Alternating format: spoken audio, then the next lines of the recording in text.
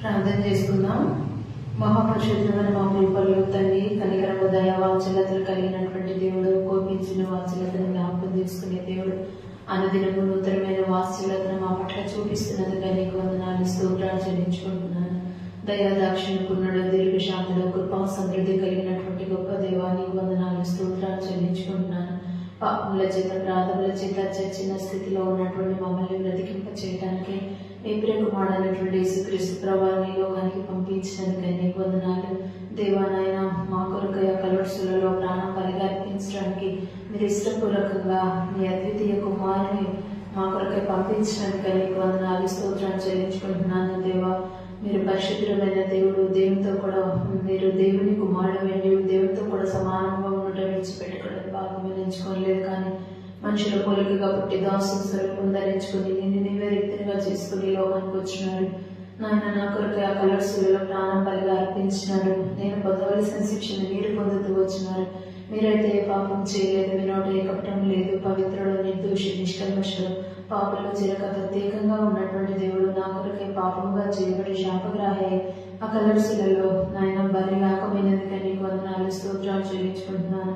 మీరు పొందిన దెబ్బల చేతనే నాకు స్వస్థత అనుగ్రహించినారు. మీరు కాల్చిన మూలమైన రక్తం ద్వారా నా ప్రతి పాపాన్ని కడిగి పరిశుద్ధపరిచినారు, పవిత్రపరిచినారు. నాయన తండ్రి, మా అతిక్రమ క్రియలను బట్టి మీరు గాయపరచుకున్నారు, మా దోషం బట్టి మీరు నల్లగొట్టమన్నారు. సమాధానాన్ని శిక్షను మీ పైన వేసుకున్నందుకే నీకు వందనాలు.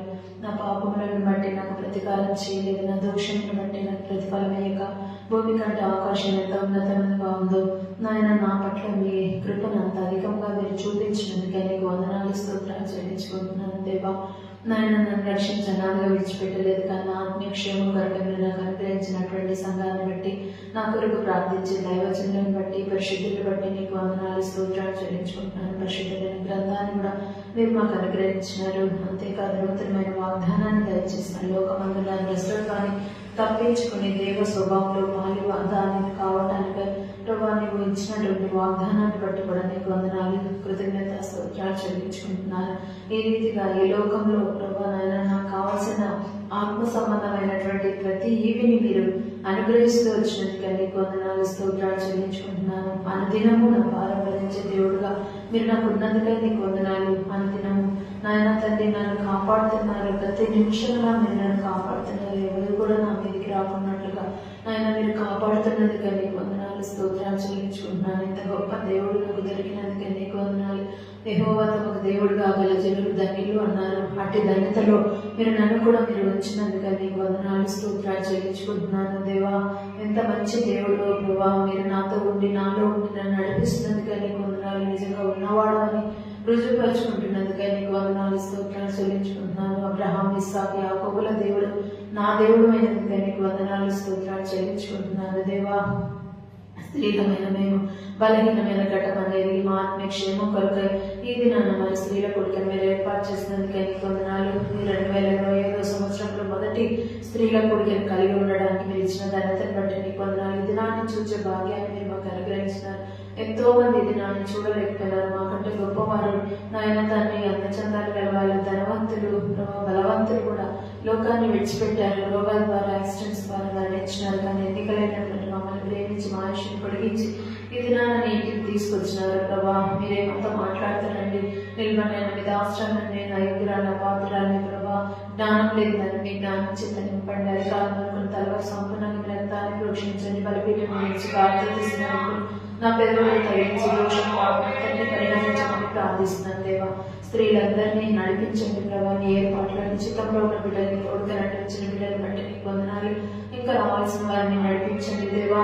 అంతేకాదు నాన్న తండ్రి, ఎవరైతే శత్రువు చేత ఆటంకపరచబడుతున్నారో వారి ఆటంకాన్ని తొలగించి మార్గం సరళపరిచి నడిపించమని ప్రార్థిస్తుంది. ఎవరెవరికి ఏ భాగం సిద్ధపరిచిన భాగాన్ని ప్రతి ఒక్కరు కూడా పొందుకోవడానికి మీరే సహాయం అనుగ్రహించమని ప్రార్థిస్తుంది. నీ సన్నిధిలో నీ ఆనందం చేత, నీ ఆనంద ప్రవాహంలోని మేము నాయన త్రాగునట్లుగా, సంతృప్తి చెందినట్లుగా నీ ప్రజల్ని మీరే నడిపిస్తురమ్మని ప్రార్థిస్తున్నాం. దేవా, కనికరించండి. మందిర యొక్క సమృద్ధి వలన వారు తృప్తి పొందుచున్నారని సెలవిచ్చినారు. దేవా, ఆ రీతిగా జీవాహారం చేత, జీవపానం చేత మమ్మల్ని తృప్తిపరుస్తురమని పాట ద్వారా నీ నామానికి మహిమ తెచ్చుకోమని ప్రార్థిస్తున్నాం. ఈ స్థలం అంతటిని పరిశుద్ధపరచండి, పవిత్రపరచండి.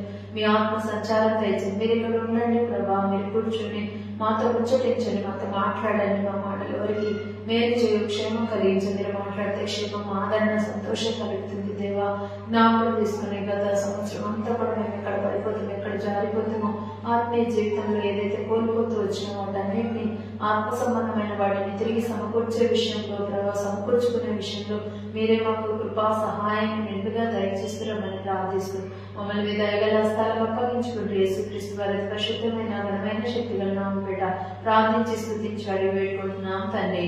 ఆమేన్. పాట సంఖ్య 226.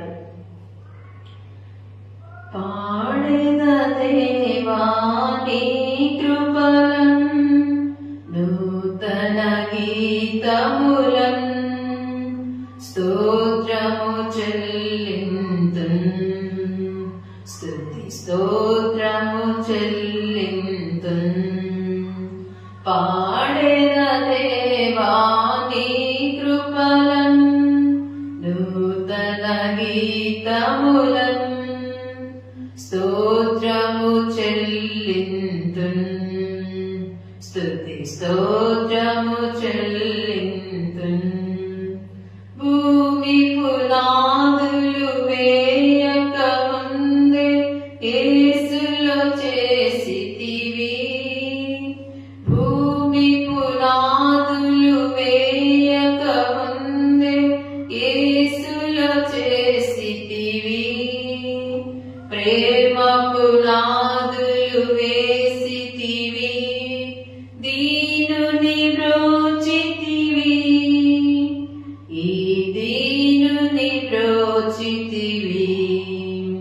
పాడెద దేవా నీ కృపలన్ నూతన గీతములన్ స్తోత్రము చెల్లింతున్, స్తుతి స్తోత్రము చెల్లింతున్.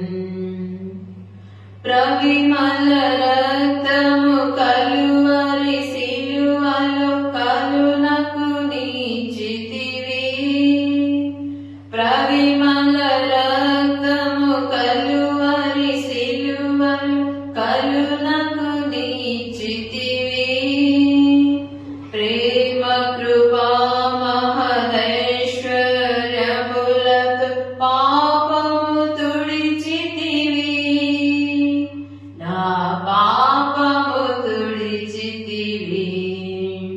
పాడెద దేవా నీ కృపలన్ నూతన గీతములన్ స్తోత్రము చెల్లింతున్, స్తుతి స్తోత్రము చెల్లింతున్.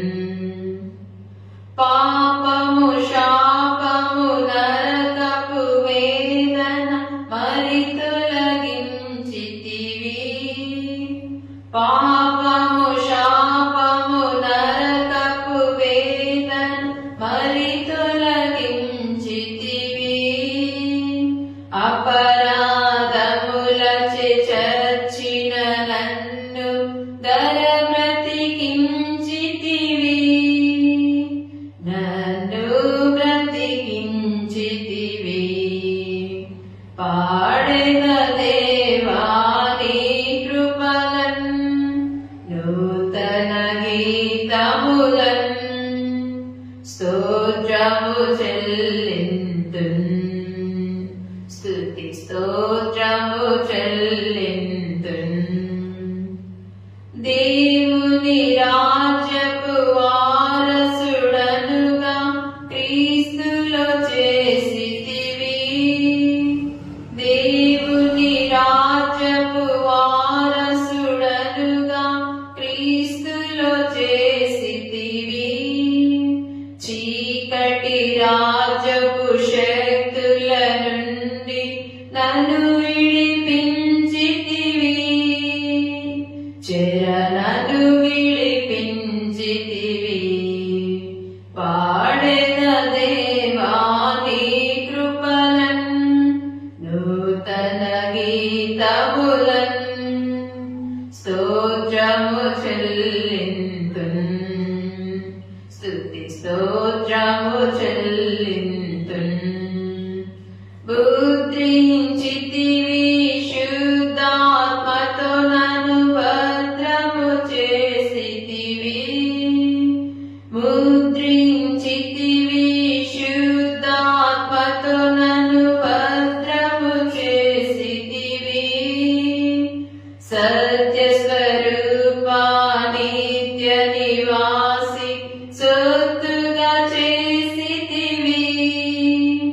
నీ సొత్తుగా చేసితివి.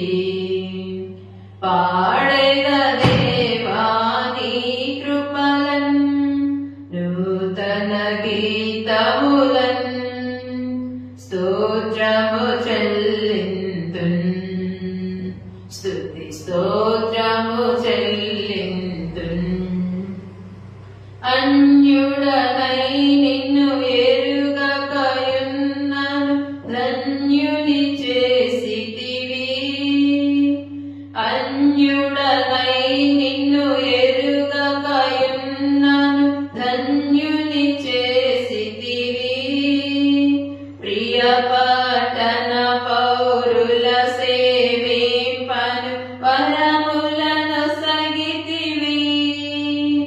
కృపవరములను సగితివి.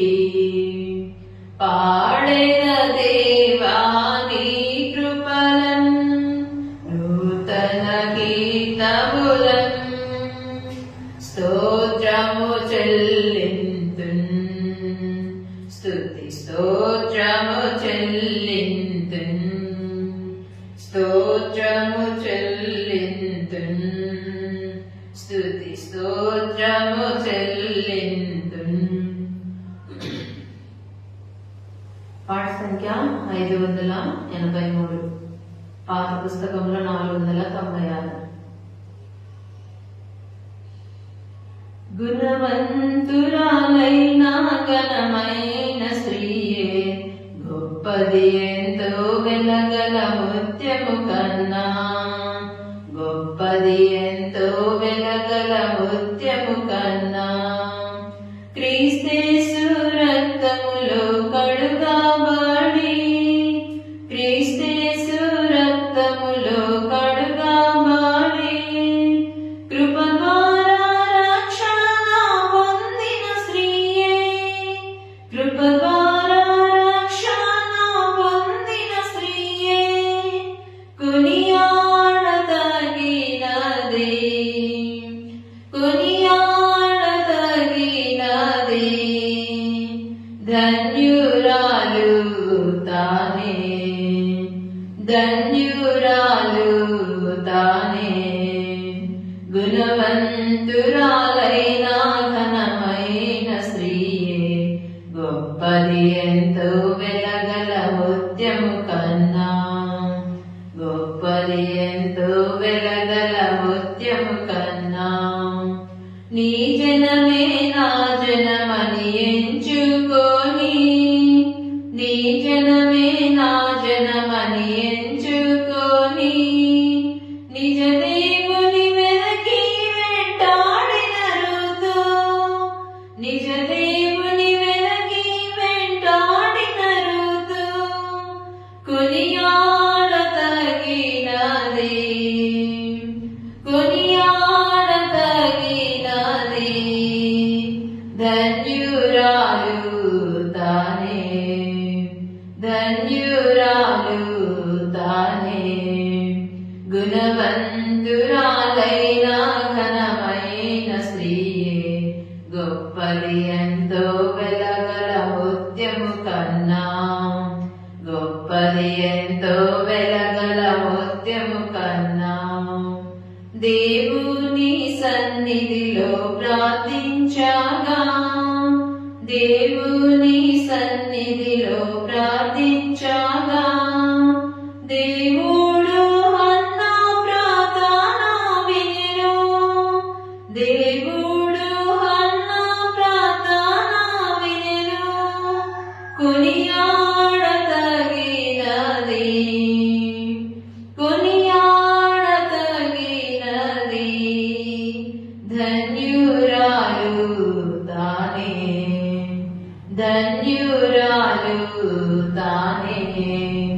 గుణవంతురాలైన ఘనమైన స్త్రీయే గొప్పది ఎంతో వెలగల ముత్యము కన్నా, గొప్పది ఎంతో వెలగల ముత్యము కన్నా. ఇశ్రాయేలు ప్రజలకు న్యాయము తీర్చి, ఇశ్రాయేలు ప్రజలకు న్యాయము తీర్చి, యుద్ధము జయించెను దెబోరా, యుద్ధము జయించెను దెబోరా. కొనియాడదగినది, కొనియాడదగినది, ధన్యురాలు తానే, ధన్యురాలు తానే. గుణవంతురాలైన ఘనమైన స్త్రీయే గొప్పది ఎంతో వెలగల ముత్యము కన్నా, గొప్పది ఎంతో వెలగల ముత్యము కన్నా. నేను నశించెదనని, నేను నశించెదనని తన ప్రజలపై ఎస్తేరు ప్రార్థించే, తన ప్రజలపై ఎస్తేరు ప్రార్థించే. కొనియాడదగినది, కొనియాడదగినది, ధన్యురాలు తానే, ధన్యురాలు తానే. గుణవంతురాలైన ఘనమైన స్త్రీయే గొప్పది ఎంతో వెలగల ముత్యము కన్నా, గొప్పది ఎంతో వెలగల ముత్యము కన్నా. ఆభరణ వస్త్రాలంకారము గాక, ఆభరణ వస్త్రాలంకారము గాక, అక్షయాలంకారము కలిగిన స్త్రీయే, అక్షయాలంకారము కలిగిన స్త్రీయే. కొనియాడదగినది, కొనియాడదగినది, ధన్యురాలు తానే, ధన్యురాలు తానే. గుణవంతురాలైన ఘనమైన స్త్రీయే గొప్పది ఎంతో వెలగల ముత్యము కన్నా, గొప్పది ఎంతో వెలగల ముత్యము కన్నా. ప్రభు యేసు నీ గుణములను కలిగి, ప్రభు యేసు నీ గుణములను కలిగి, పృథివీపై ప్రభు కొరకై నిలిచెడు స్త్రీయే, పృథివీపై ప్రభు కొరకై నిలిచెడు స్త్రీయే. కొనియాడదగినది, కొనియాడదగినది, ధన్యురాలు తానే, ధన్యురాలు తానే. గుణవంతురాలైన ఘనమైన స్త్రీయే గొప్పది ఎంతో వెలగల ముత్యము కన్నా, గొప్పది ఎంతో వెలగల ముత్యము కన్నా. చివరిగా పాట సంఖ్య 409, పాత పుస్తకంలో 356. పాట సంఖ్య 409, పాత పుస్తకంలో 356. నా మాట వినుమని ప్రభువనెను, నా మాట వినుమని ప్రభువనెను, నిన్ను రక్షింపను నిలచుచునే, నిన్ను రక్షింపను నిలచుచునే. నా మాట వినుమని ప్రభువనెను, నా మాట వినుమని ప్రభువనెను. పాపుల రక్షకుడు యేసు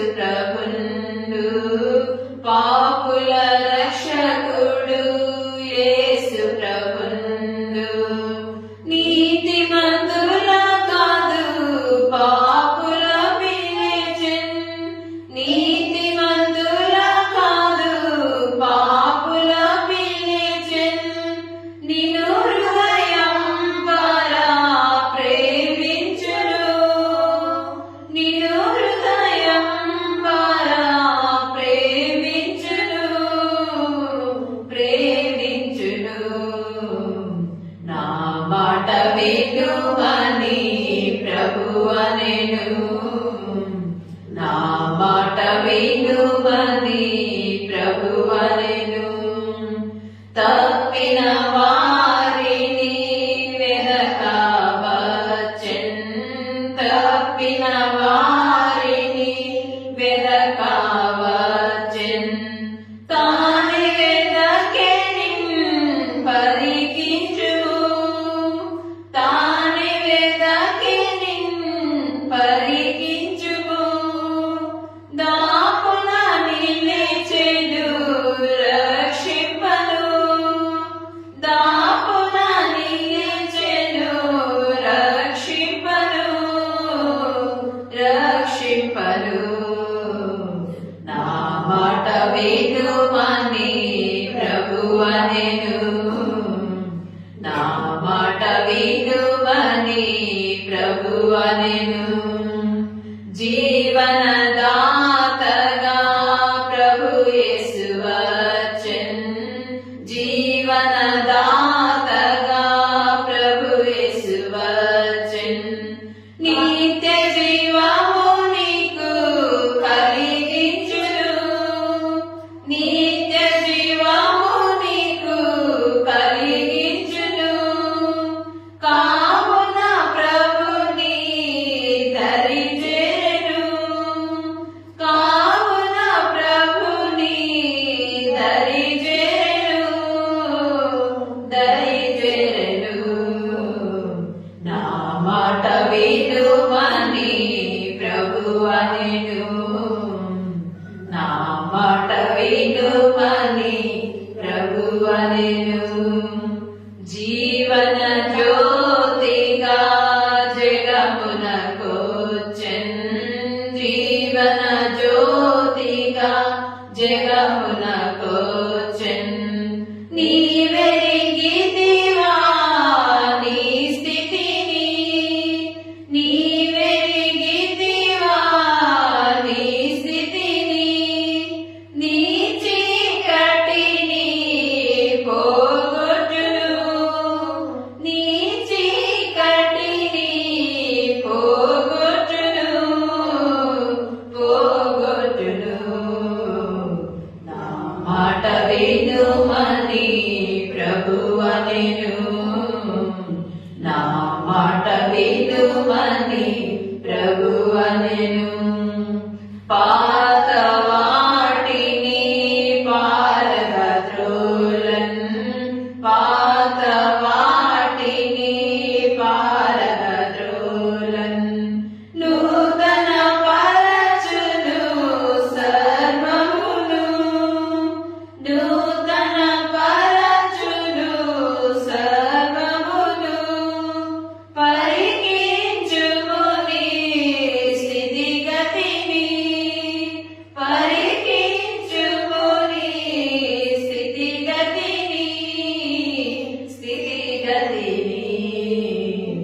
నా మాట వినుమని ప్రభువనెను, నా మాట వినుమని ప్రభువనెను. నిన్ను రక్షింపను పిలచుచుండే, నిన్ను రక్షింపను పిలచుచుండే. నా మాట వినుమని ప్రభువనెను, నా మాట వినుమని ప్రభువనెను. బైబిల్ పల్లవి పాడుతున్నాం. గ్రంథ వాగ్దానములన్నీ నావి, గ్రంథ వాగ్దానములన్నీ నావి. ప్రతి అధ్యాయము వరుస వచనము తన దివ్య ప్రేమ వాగ్దానములు. గ్రంథ వాగ్దానములన్నీ నావి. Every promise in the book is mine. Every chapter, every verse, every line. All the blessings of His love divine. Every promise in the book is mine. రండి పరిశుద్ధ గ్రంథంలో నుండి హబక్కూకు రాసిన పత్రిక, హబక్కూకు పుస్తకం, హబక్కూకు హబక్కూకు 3వ అధ్యాయము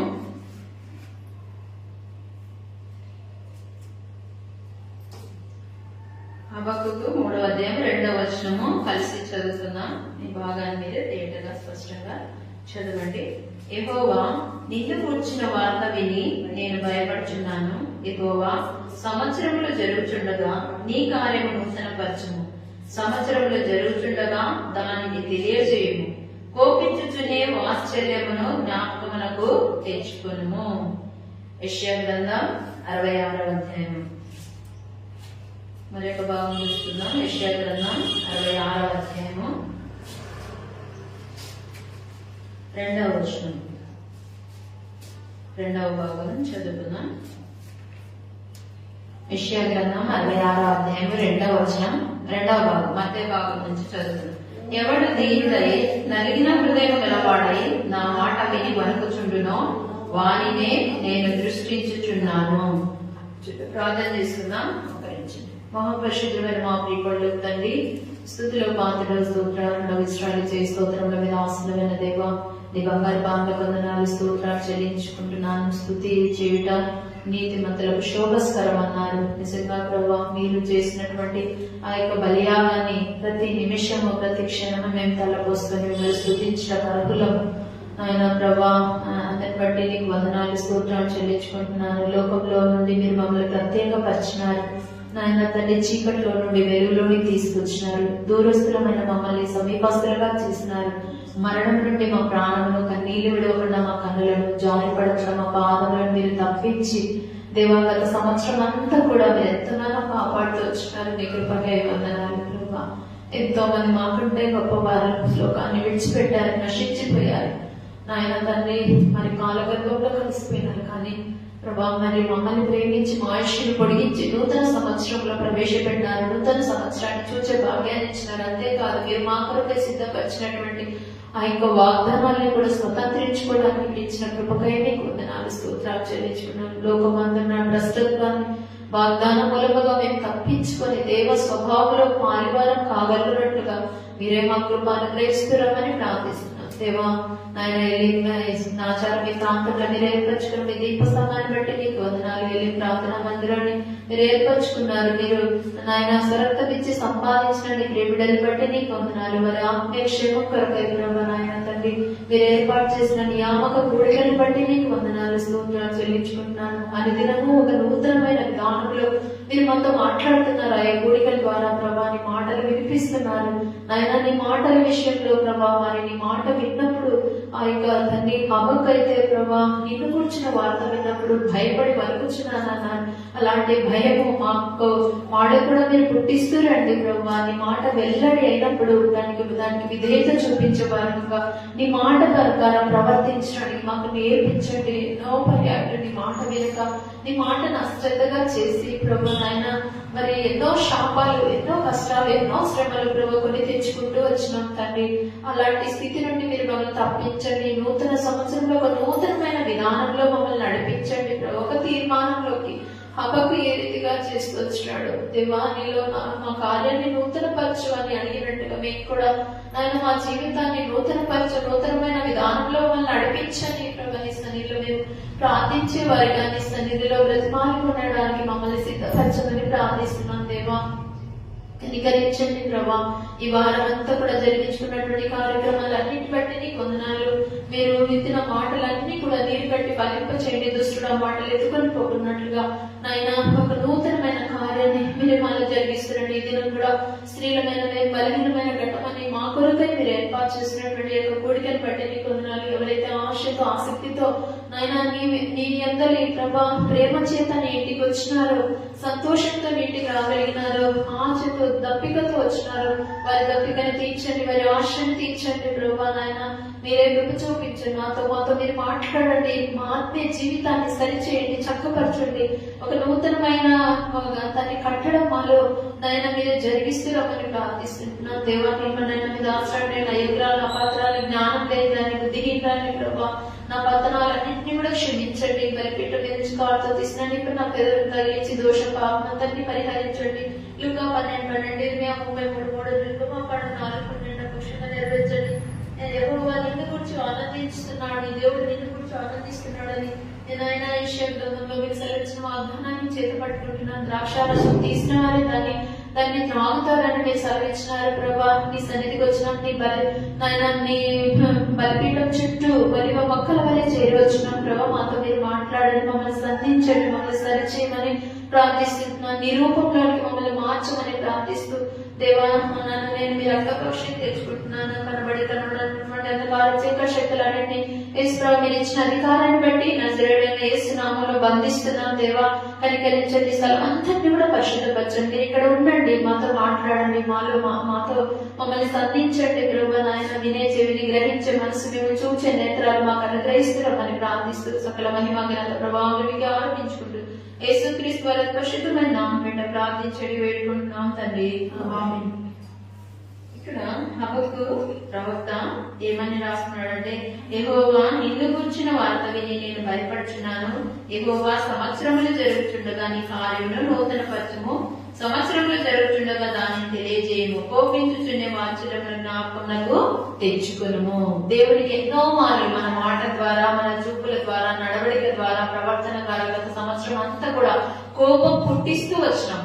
కానీ ఆయన గొప్ప వాత్సల్యత కలిగిన దేవుడు కాబట్టి ఆ వాత్సల్యాన్ని బట్టి, మన మీద తనకున్న వాత్సల్యతను బట్టి మనల్ని కాపాడుతూ వచ్చినాడు, మనల్ని జ్ఞాపకం చేసుకున్నాడు, మనల్ని క్షమిస్తూ వచ్చినాడు.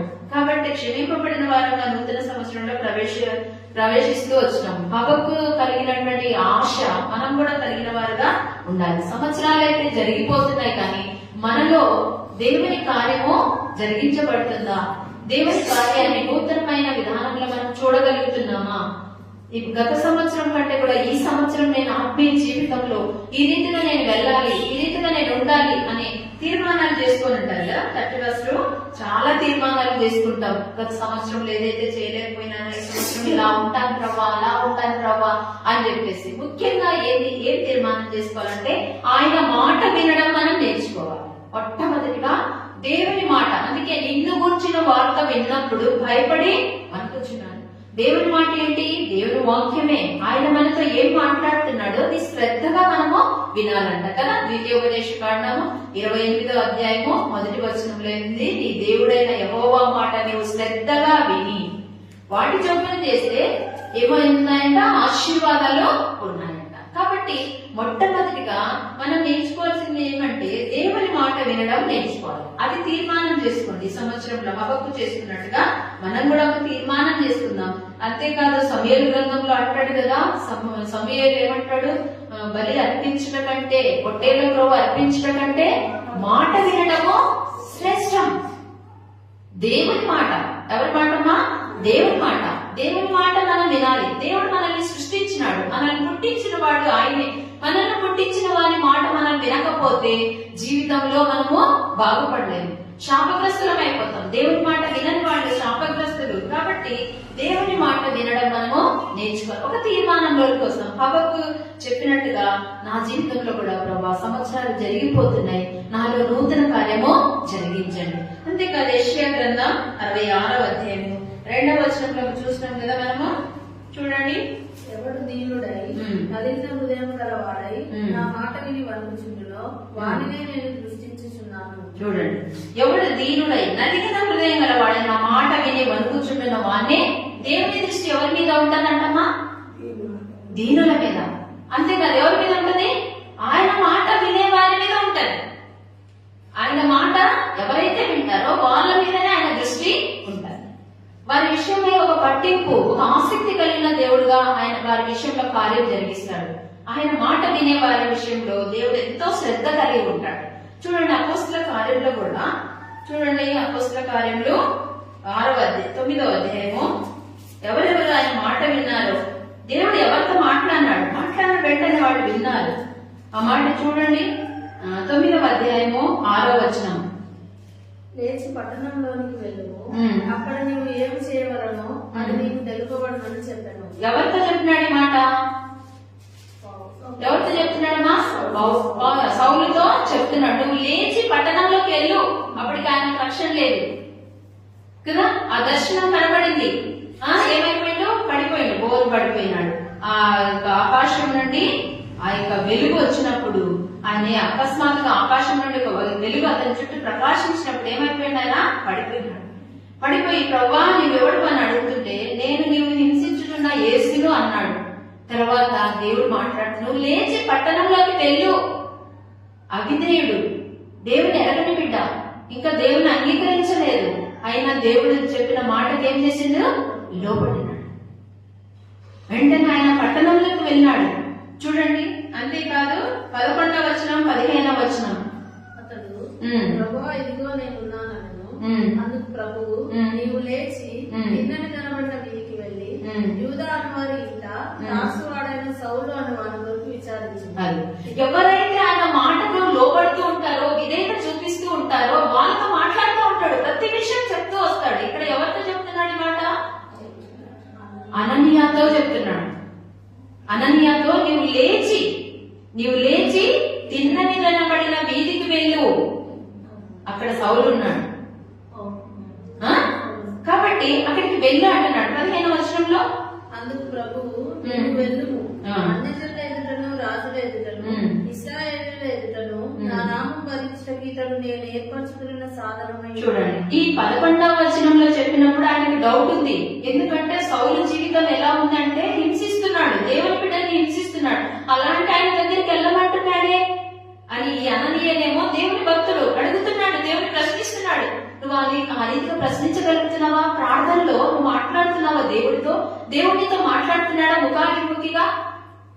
దేవుని అంగీకరించిన బిడ్డలమైన మనతో ఆయన మాట్లాడతాడు. మన తండ్రి, మన రక్షకుడు, మన విమోచకుడు ఆయన మాట్లాడతాడు. ఈ అనుభవం నీలో ఉందా? ఒకవేళ లేకపోతే నూతన సంవత్సరంలో నువ్వు ఒక తీర్మానం చేసుకో, ప్రభు మాట వినడం నేర్చుకో. ప్రభు మాటకు నువ్వు ఎప్పుడైతే విధేయత చూపిస్తావో అప్పుడు దేవుడు నీతో మాట్లాడతాడు, ప్రతి విషయం తెలియజేస్తాడు.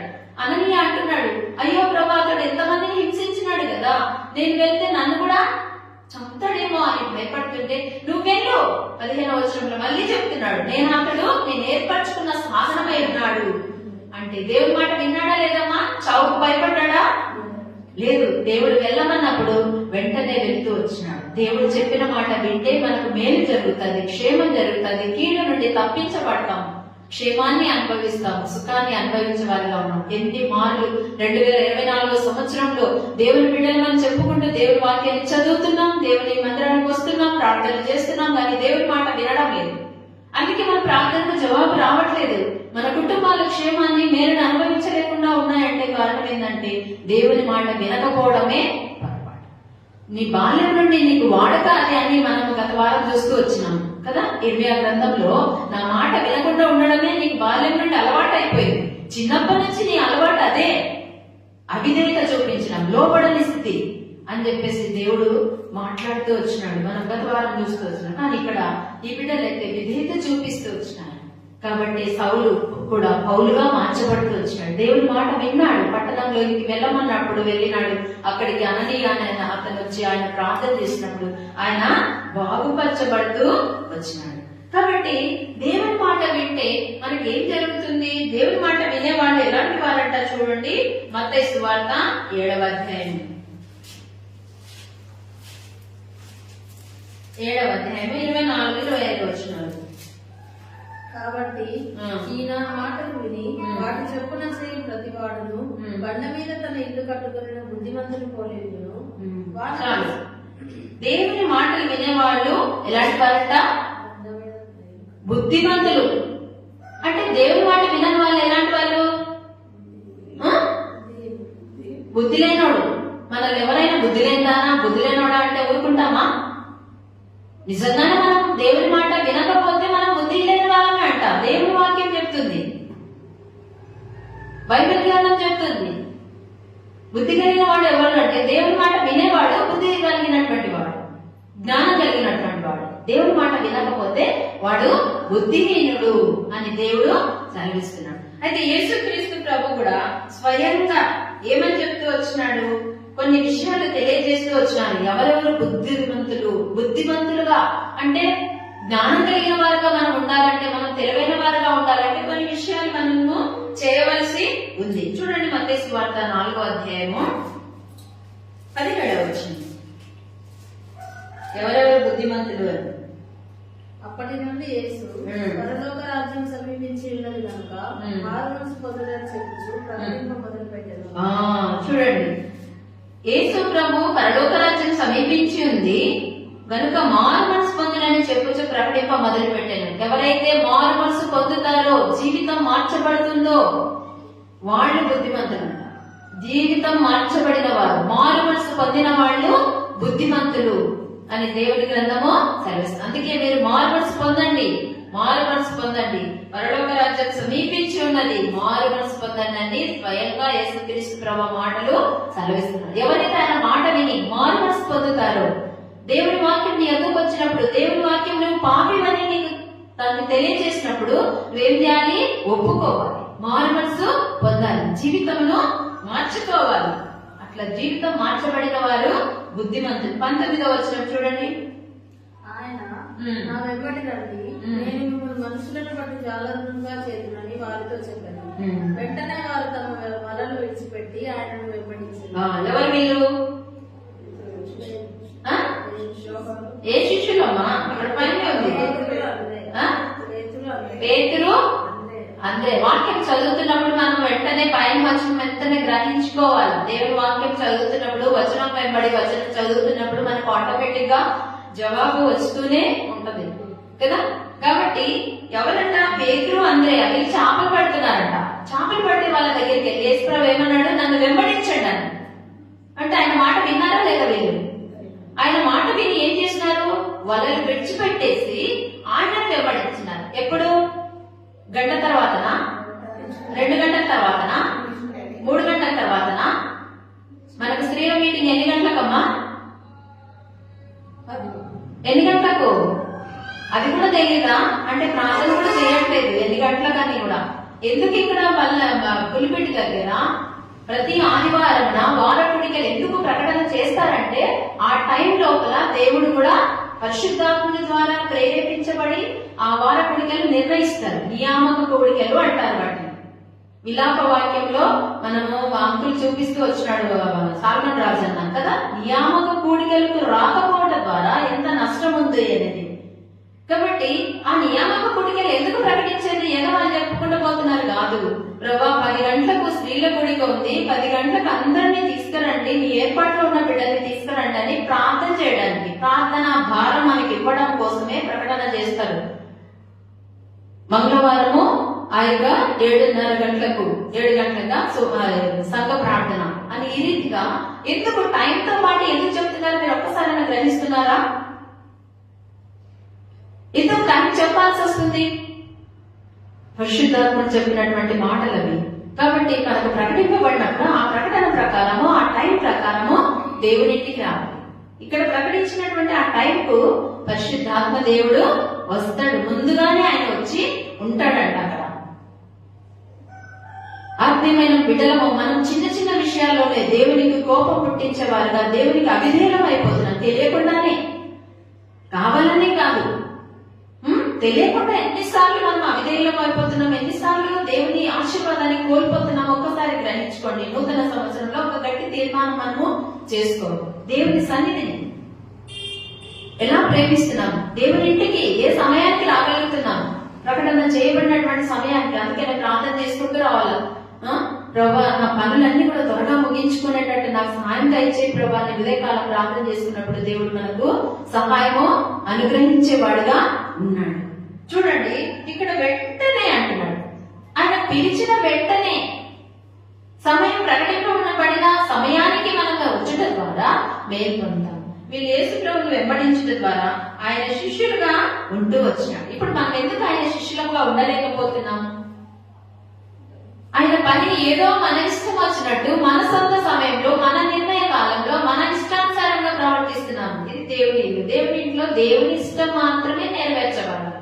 మానవుని ఇష్టము నెరవేర్చబడకూడదు. అలా ఇష్టము నెరవేర్చబడితే యెషయా గ్రంథంలో ఒక మాట ఉంది, తమ ఆలోచనలను అనుసరించి చెడు మార్గమును నడుచుకుని వారి నిమిత్తమై దినమెల్లా నా చేత సొంత ఆలోచనలు అనుసరించి నడుచుకున్న వారి విషయంలో కూడా కదా నశించి బుద్ధిగంత నివాసులను నా వైపు రక్షణ పొందండి, నా వైపు చూసి రక్షణ పొందండి అని చెప్పి వారి కొరకు దేవుడు చేతులు దాపుతున్నాడు. ఇంకేంటి, సొంత ఆలోచనలు అనుసరించి నడుచుకునే వారి కొరకు కూడా దేవుడు ఏం చేస్తున్నాడంట? చేతులు చాపుతున్నాడంట. ఎంతకాలం ఆయన చేతులు చాపుంటాడు? నీ కొరకే, మనల్ని బాగు చేయడం కొరకే, మనల్ని సరి చేయడం కొరకే దేవుడు వేచి ఉన్నాడు, ఎదురు చూస్తూ ఉన్నాడు మన కొరకై. నా బిడ్డ వస్తుంది, ఈ సమయానికి వస్తుంది, నా బిడ్డ నా సన్నిధిని వెతుక్కుంటూ వస్తుంది అని దేవుడు ఎదురు చూస్తూ ఉన్నాడు. ఆయన ఎన్నిసార్లు నిరుత్సాహపరుస్తూ వచ్చినావో, ఎన్ని దినాలు ఆయనకు నిరుత్సాహము నీ ద్వారా కలుగుతూ వచ్చిందో ఒకసారి ఆలోచించుకో. దేవుని దగ్గర క్షమాపణ అడిగి ఇక నుండైనా దేవుని కొరకై ఇష్టపూర్వకంగా ఆయన సన్నిధికి రావడానికి నేర్చుకుందాం. ఇక్కడ కూడా ఒక అతను చూడండి, యోహాను సువార్త 3వ అధ్యాయంలో, యోహాను సువార్త 3వ అధ్యాయము 1 నుంచి 5 వరకు చదవమా. యూదుల అధికారి అయిన నికోదేము పరిసయ్యుడు ఉండెను. అతడు రాత్రి అందు ఆయన యొద్దకు వచ్చి, బోధకుడా, నీవు దేవుని యొద్ద నుండి వచ్చిన బోధకుడవని మేము ఎరుగుదుము.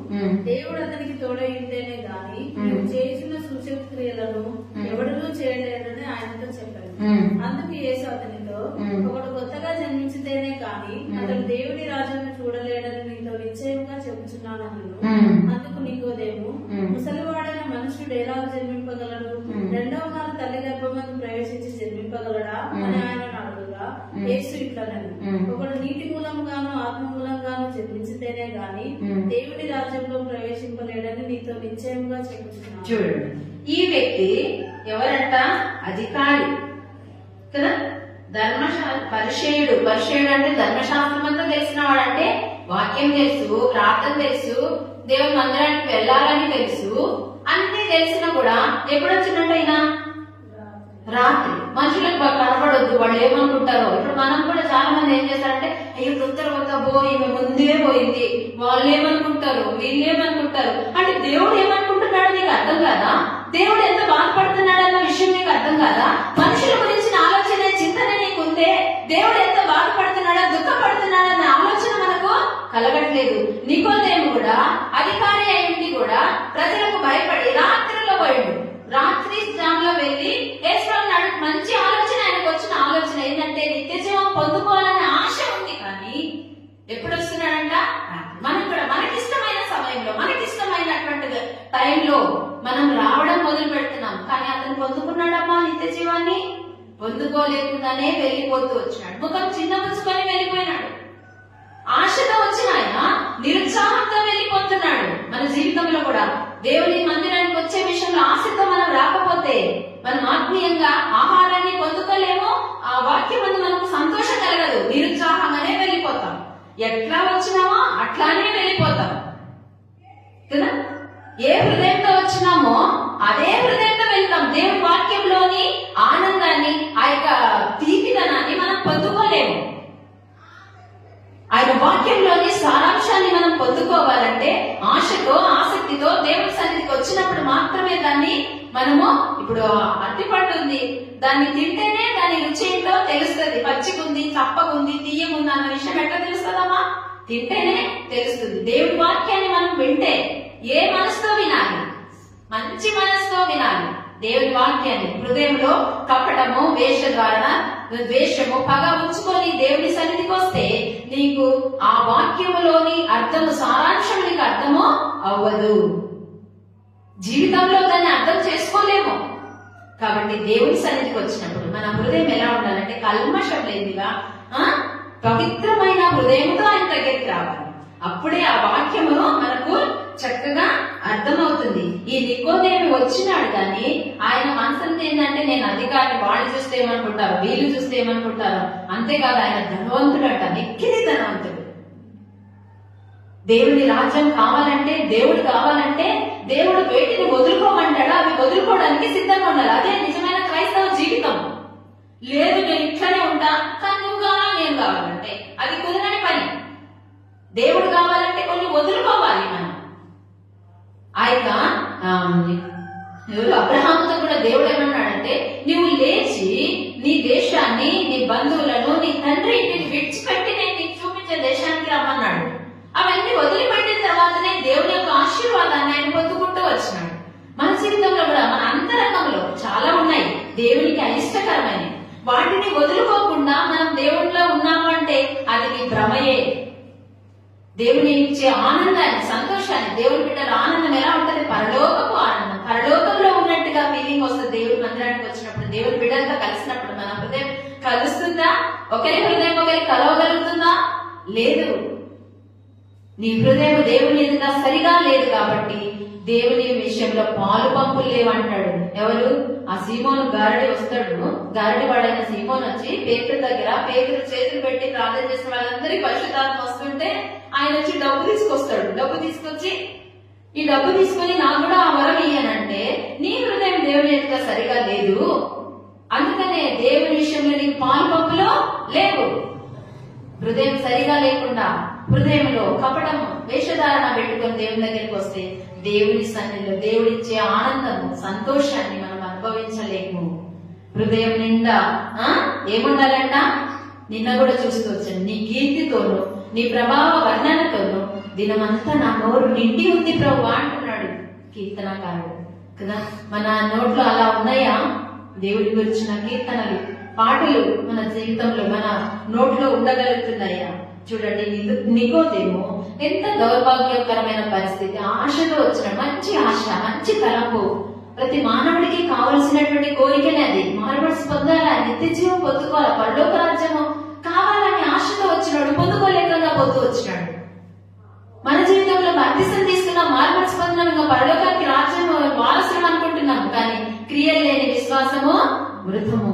దేవుని కొరక ఎంతగానో తపన పడుతున్నావు, ఎంతగా ఆరాట పడుతున్నావు, అది దేవుడు చూస్తాడనమాట.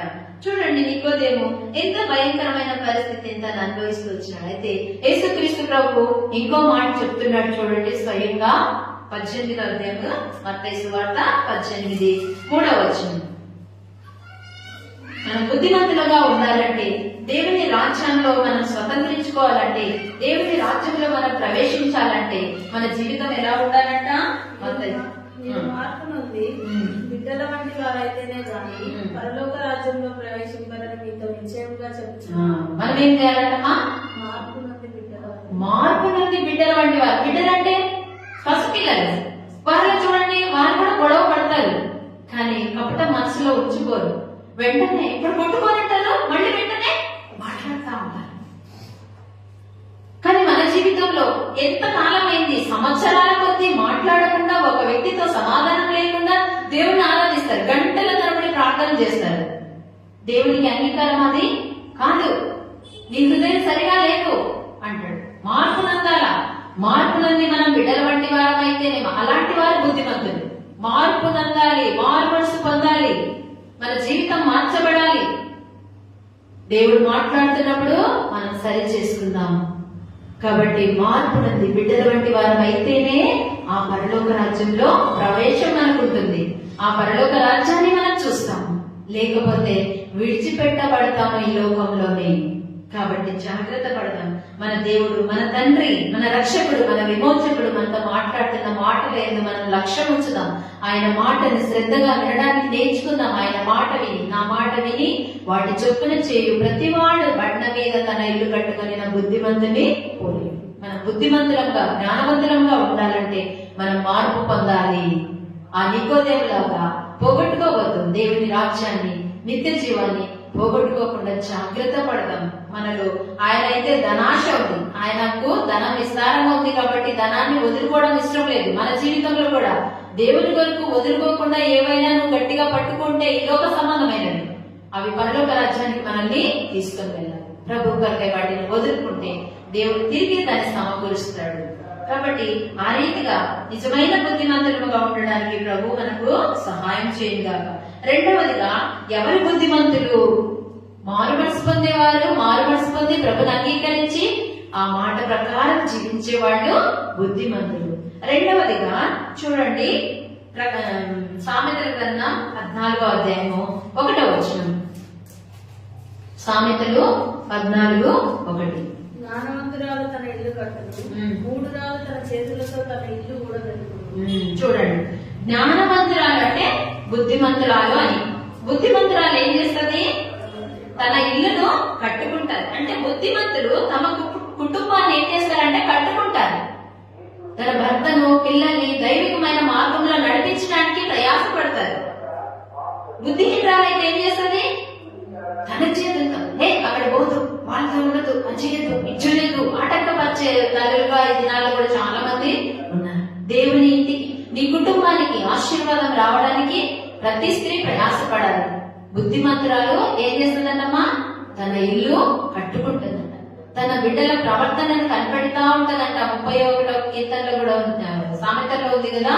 ఆమె జ్ఞానవంతురాలు ఏం చేస్తుంది అంటే, గుణవతి అయిన భార్య ఏం చేస్తుంది? తన ఇంటి వారి నడతలను కనిపెడుతూ ఉంటుంది. వాళ్ళు ఎక్కడ పోతున్నారు, ఏం చేస్తున్నారు, ఏ పని చేస్తున్నారు, దేవుని సంతోషపరిచే విధంగా నడుచుకుంటున్నారా లేదా అన్న విషయము బుద్ధిమంతురాలు కనిపెడుతూ ఉంటుంది.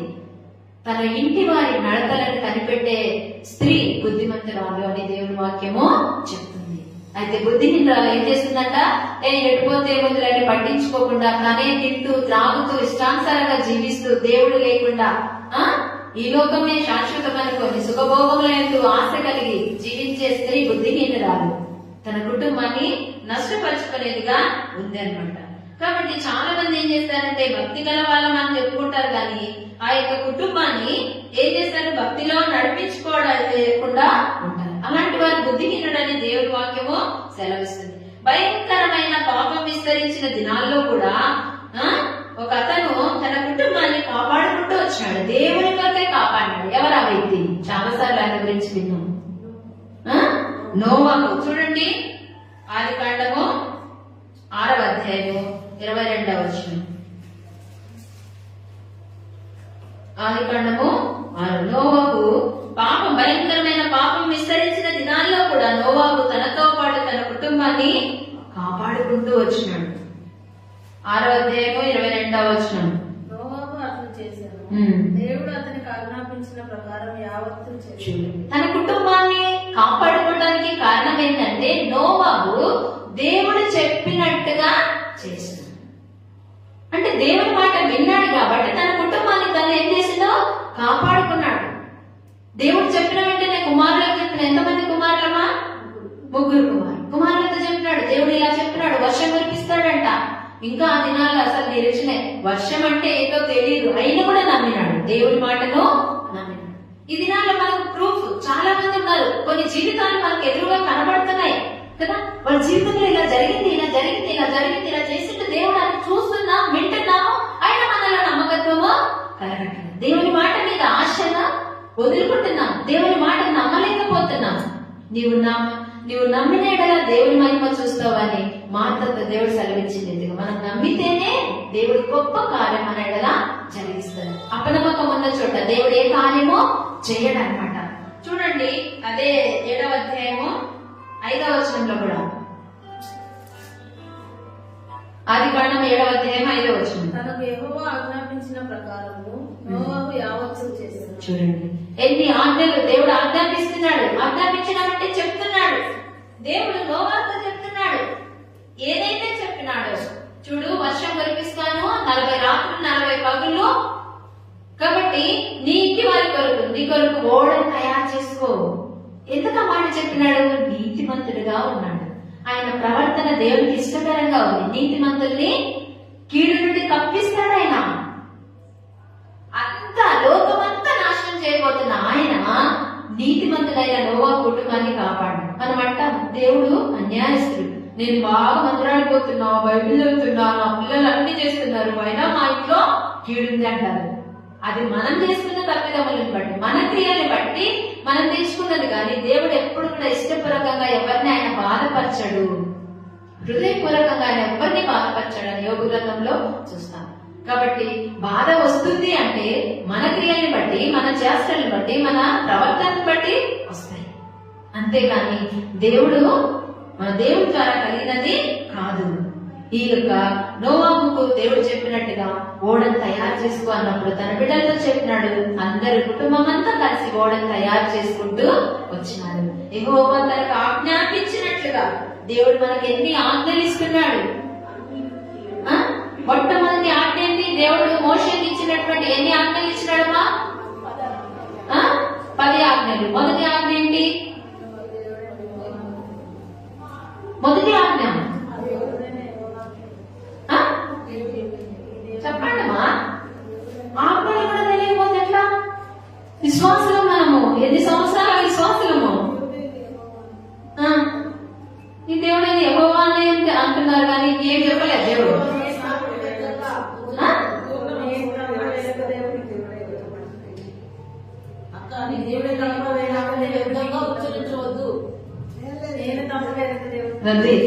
నీ దేవుడైన యెహోవాను నేనే, నేను తప్ప వేరొక దేవుడు నీకు ఉండకూడదు. మొదటి ఆజ్ఞ అది.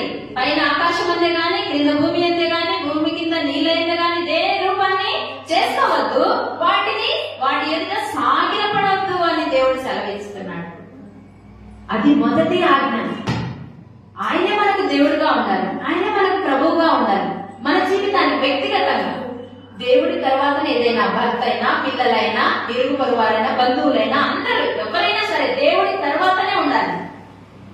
అట్లా కాకుండా ఎవరినైనా దేవుడి కంటే ఎక్కువగా ప్రేమించినాం అనుకో, దేవుడు దాన్ని దూరం చేస్తాడు. నా జీవితంలో నా తల్లిదండ్రులు నేను ఎక్కువగా ప్రేమిస్తూ వచ్చినాను, అందుకే దేవుడు నాకు వారిని దూరం చేస్తూ వచ్చినాడు.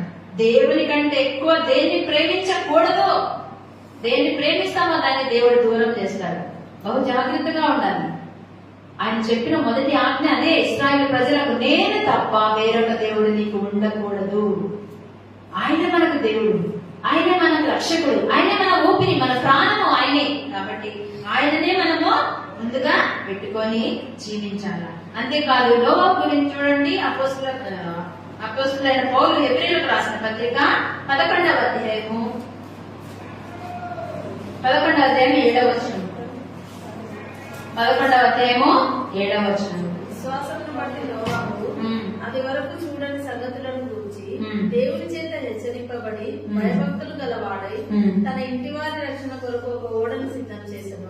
అందువలన అతడు లోకము మీద నేరస్థాపన చేసి విశ్వాసము నీతికి వారసుడాయెను. చూడండి, విశ్వాసమును బట్టి, విశ్వాసం అంటే మారు మనసుని బట్టి, రక్షణను బట్టి. ఆయన అది వరకు చూడలే, ఆ వర్షం పడలేదు, వర్షం ఎక్కడి నుంచి వస్తుందో కూడా తెలియదు ఆయనకి. అయినా కూడా విశ్వాసమును బట్టి, దేవుని మీద ఉన్న నమ్మకాన్ని బట్టి ఆయన ఏం చేసిందంట, ఓడను తయారు చేసుకున్నాడు, తన ఇంటి వారందరినీ రక్షించుకున్నాడు. మనకైతే చెప్పబడుతుంది, భూమి మీద మనకి పరిశుద్ధమైన గ్రంథాన్ని ఇచ్చినాడు. ఈ గ్రంథం ద్వారా దేవుడు మనతో మాట్లాడుతున్నాడు, ఎలా ఉండాలో చెప్తున్నాడు, ఏ ఏ క్రియలు చేయాలో, ఏం మాట్లాడాలో, ఏం మాట్లాడకూడదో, ఎక్కడికి వెళ్ళాలో, ఎక్కడికి వెళ్ళకూడదో, ఇవన్నీ తేటగా దేవుడు మనతో మాట్లాడుతున్నాడు. ఆ దినాల్లో పరిశుద్ధమైన గ్రంథం కూడా లేదు. నోవహు కాలంలో ఉందమ్మా, మోషే కాలంలో ధర్మశాస్త్రం వచ్చింది. అయినా కూడా దేవుడి మాటకు విధేయత చూపిస్తూ వచ్చినాడు, లోబడుతూ వచ్చినాడు, తన ఇంటి వారిని రక్షించుకున్నాడు. లోకమంతా నాశనం అయిపోయింది.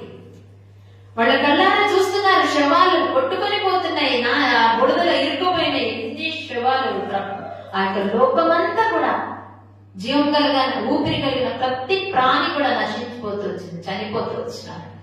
అయితే నోవా కుటుంబాన్ని మాత్రమే కాదు, నీ కుటుంబము లోకంతో పాటు కొట్టుకొని పోకుండా స్థిరంగా ఉండాలంటే, పరలోక రాజ్యానికి సిద్ధపరచుకోవాలంటే జ్ఞానం కలిగి నువ్వు నడుచుకోవాలి, బుద్ధిమంతురాలుగా నువ్వు నడుచుకోవాలి. నీ కుటుంబాన్ని దైవికమైన మార్గంలో నడిపించడానికి నువ్వు ప్రభు సహాయాన్ని కోరుకో, ఆయనకి ఇష్టమైనట్టుగా నడుచుకో, ఆయన మాట వినడం నేర్చుకో.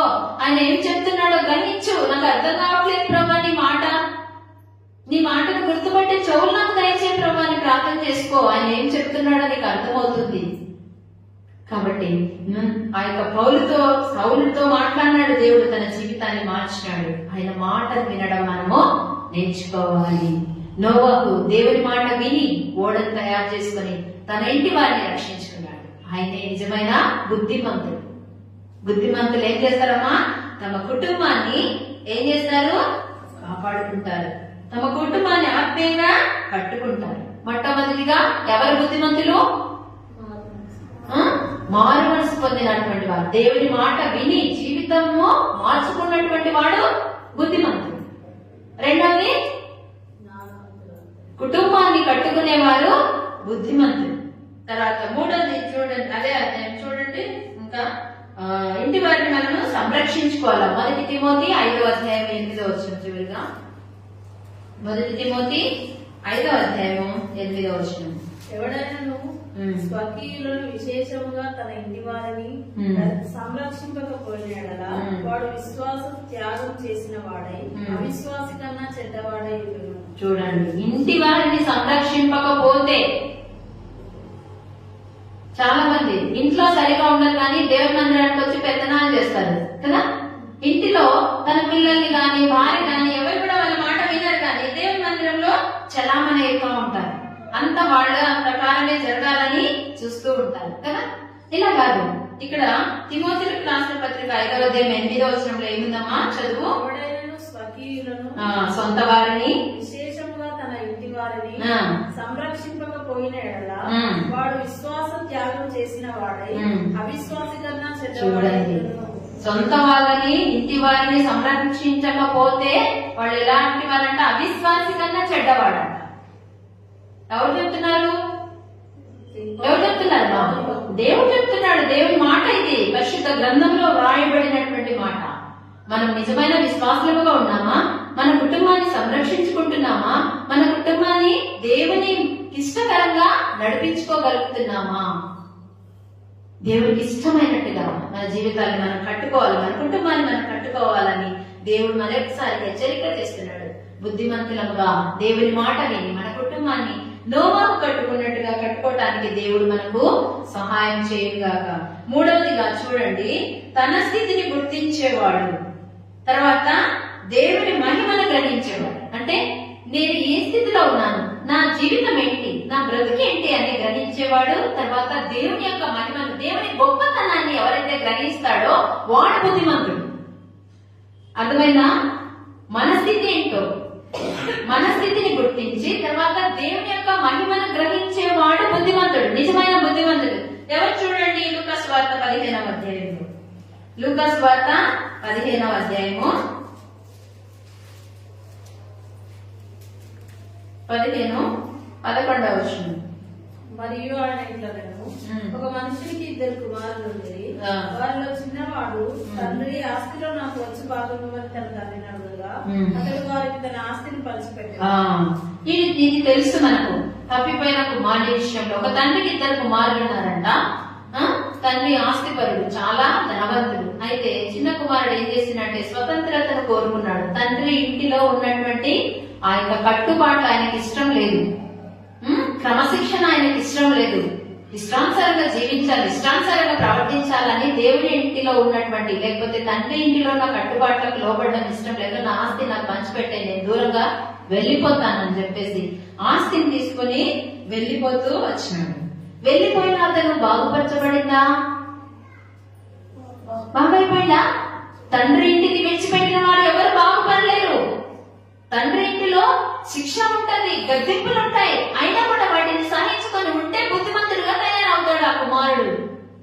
కానీ అలా కాకుండా వాళ్ళు ఇట్లన్నారు, వీళ్ళు ఇట్లన్నారు, వీళ్ళని ఇట్లన్నారు అని చెప్పేసి నువ్వు దేవుని ఇంటిని, తండ్రి ఇంటిని విడిచిపెట్టి వెళ్తే ఏమైపోయింది? ఆయనకు కరువు వచ్చేసింది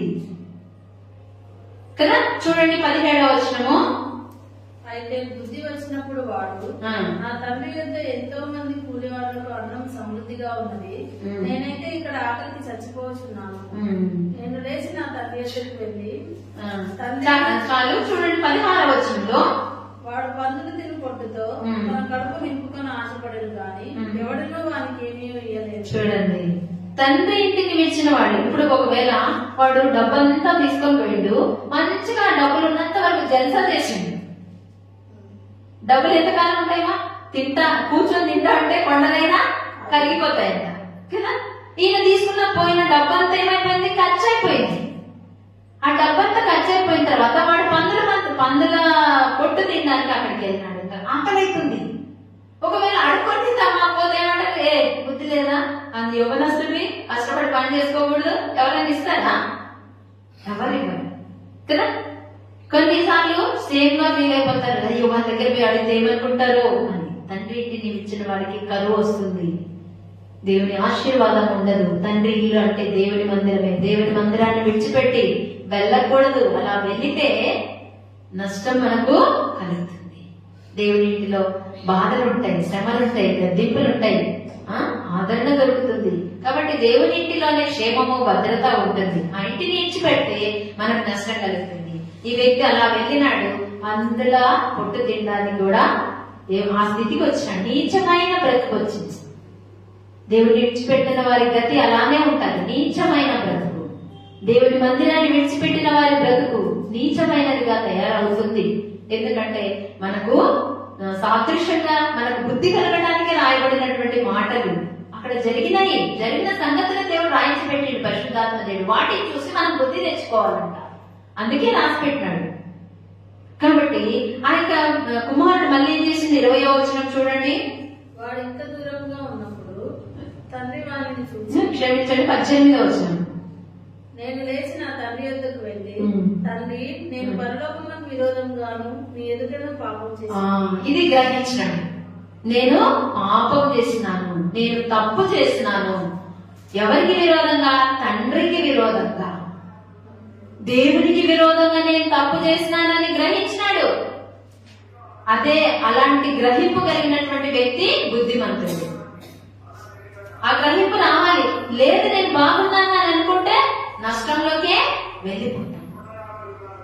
వాడికి బుద్ధి వచ్చింది, అయ్యో నేను తప్పు చేసినాను, నా తండ్రి ఇంటిని విడిచిపెట్టాను, నేను లేచిపోతాను, నా తండ్రి దగ్గరికి వెళ్తాను. తండ్రి, నీకు విరోధంగా నేను పాపం చేసినాను, తప్పు చేసినాను, నేను అవిధేయుడైనాను, నీచంగా ప్రవర్తించినాను, నీకు దుఃఖం కలిగించినాను, నేను బాధపరుస్తూ వచ్చినాను అని నేను నా తండ్రితో చెప్తాను. నా తండ్రి ఇంట్లో అన్నం సమృద్ధిగా ఉంది కాబట్టి నేను లేచి అక్కడికి వెళ్తాను. తండ్రి యొక్క గొప్పతనాన్ని తను గ్రహించినాడు. తన స్థితి ఎంత నీచమైందో తను గ్రహిస్తూ వచ్చినాడు. ఎంత బుద్ధిహీనమైన పని చేసినాను, నా తండ్రి ఇంటిలో ఎంతో మంది కూలివాళ్ళకి అన్నం సమృద్ధిగా ఉంది, నేనైతే ఇక్కడ ఆకలికి చచ్చిపోతున్నాను అని చెప్పేసి తన స్థితిని తను గ్రహించుకున్నాడు. దేవుని విడిచిపెట్టిన వారి గతి, దేవుని మందిరాన్ని విడిచిపెట్టిన వారి గతి ఇలానే ఉంటుంది. కాబట్టి పశ్చాత్తాపంతో మరలా దేవుని దగ్గర, దేవుని ఇంటిని గుర్తిస్తే తిరిగి సమకూరుస్తారు.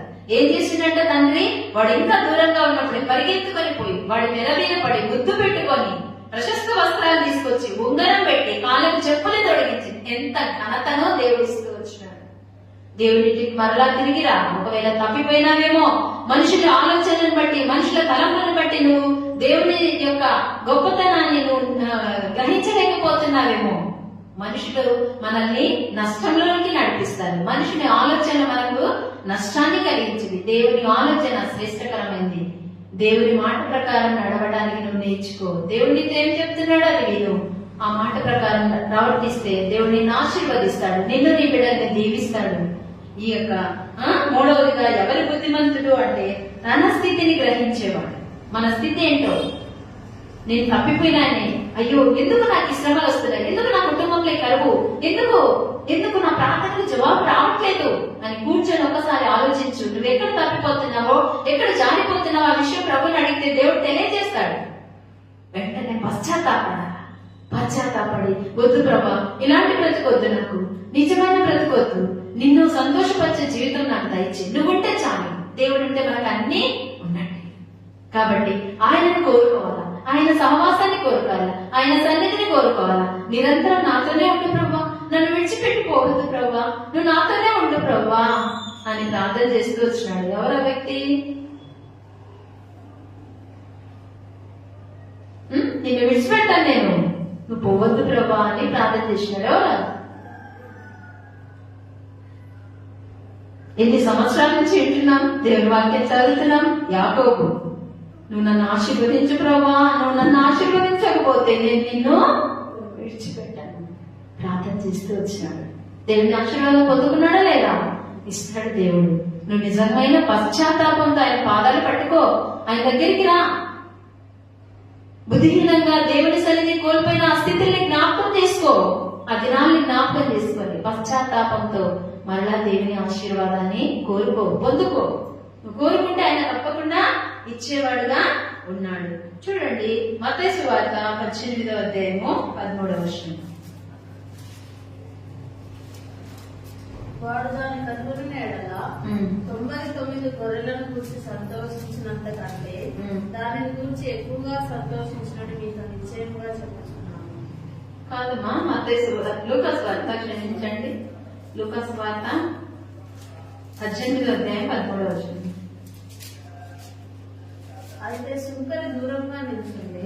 ఆకాశం వైపు కన్నులెత్తుటకైనను ధైర్యం చాలక కొట్టుకొనుచు, దేవా పాపినైనా నన్ను కరుణించమని పలికాడు. చూడండి, ఇలాంటి దీనత్వం రావాలి. దేవుడు ఎంతో గొప్పవాడైన గ్రహించినాడు. అయ్యో, ఆయన చూడటానికి కూడా నేను యోగ్యుడను కాను. ఆకాశం వైపు కన్నులెత్తుటకైనా నాకు ధైర్యమో లేదు. ఎందుకంటే నేను ఘోర దుర్మార్గుడను, దేవునికి విరోధంగా నడుచుకున్నటువంటి వాడను. నా స్థితి భయంకరమైన స్థితి, పాపపు జీవితము అని తన స్థితిని గ్రహించి అందుకని రొమ్ము కొట్టుకుంటూ, దేవా పాపినైన నన్ను కరుణించు ప్రార్థన చేసినప్పుడు దేవుడు ఆయన ప్రార్థన విని నీతిమంతుడిగా తీరుస్తూ వచ్చాడు. అలాంటి పశ్చాత్తాపం మనలో కూడా కలగాలి. సుంకరి చేసినట్టుగా మన స్థితి ఏంటో మనం గ్రహించుకోవాలి. మనం బలహీనులము, మట్టి స్వభావం కలిగినటువంటి వారం, పడిపోయేవారం, సులువుగా జారిపోయేవారం. కాబట్టి మరలా పశ్చాత్తాపడాలి. దేవుడు అవకాశం ఇస్తా వస్తాడు. దేవుడు మానవుడికి శిక్ష వేయక మునిపే చాలా అవకాశాలు దేవుడు ఇస్తాడు. ఆయన మనకు అవకాశం ఇచ్చినప్పుడే నీవును ఈ దినమంతైనను సమాధానకరమైన సంబంధం, అది ఒక మంచి మాట యెరూషలేము గురించి చెప్తాడు. కాబట్టి పశ్చాత్తాపంతో రావాలా. దేవుడు సమయం ఇచ్చినప్పుడే మనం పశ్చాత్తాపంతో ఆయన దగ్గరికి వస్తే దేవుడు తప్పకుండా మన ప్రార్థనను ఆలకిస్తాడు. కాబట్టి దేవుడు నీకు తిరిగి ఆ మొదటి స్థితిని అనుగ్రహించేవాడుగా ఉన్నాడు. మన దరిద్రతను, దేవుని సమృద్ధిని గుర్తించేవాడే బుద్ధిమంతుడు కదా. ఎవరి బుద్ధిమంతుడు అంటే మన దరిద్రతను. మనం ఎలాంటి వారము? దరిద్రులం అంట మనం కదా. దరిద్రులమైన మనల్ని ఏం చేసినట్టే దేవుడు ధనవంతులుగా చేసిన. ధనవంతులుగా చేయటానికి ఏం చేసినట్ట ఆయన దరిద్రత వచ్చినాడు. చూడండి, మొదటి 2 కొరింథీ 8:9. 2 కొరింథీ 8:9. మీరు మన ప్రభు అయిన యేసుక్రీస్తు కృపను ఎరుగుదురు కదా. ఆయన ధనవంతుడై ఉండి మీరు తన దారిద్ర్యం వలన ధనవంతులు కావాలని ఈ నిమిత్తము చూడండి, దరిద్రులమైన మనల్ని ధనవంతులుగా చేయటానికి యేసుక్రీస్తు ప్రభు ఏమైపోయాడు? దరిద్రుడైపోయాడు. మాకేం లేదు, మా ఇంట్లో తినడానికే తింటలేదు అనుకోద్దు. దేవుని దగ్గర అడుగు. ధనవంతుడైన దేవుని నువ్వు ఎరిగినావు, ధనవంతుడైన దేవుని నువ్వు నమ్ముకున్నావు. ఆయన పాదాలు పట్టుకో. నీకున్న కష్టం ఏంటో, నీకున్న బాధ ఏంటో, నీ ఇంట్లో ఉన్న కరుపు ఏంటో, నీకేం లేదు అని అడుగు. ఆయన ప్రతిదీ అడగాలి దేవుని. ఇది కావాలి ప్రభు అంటే అది ఇస్తాడు. ఏం కావాలంటే అది ఇస్తాడు.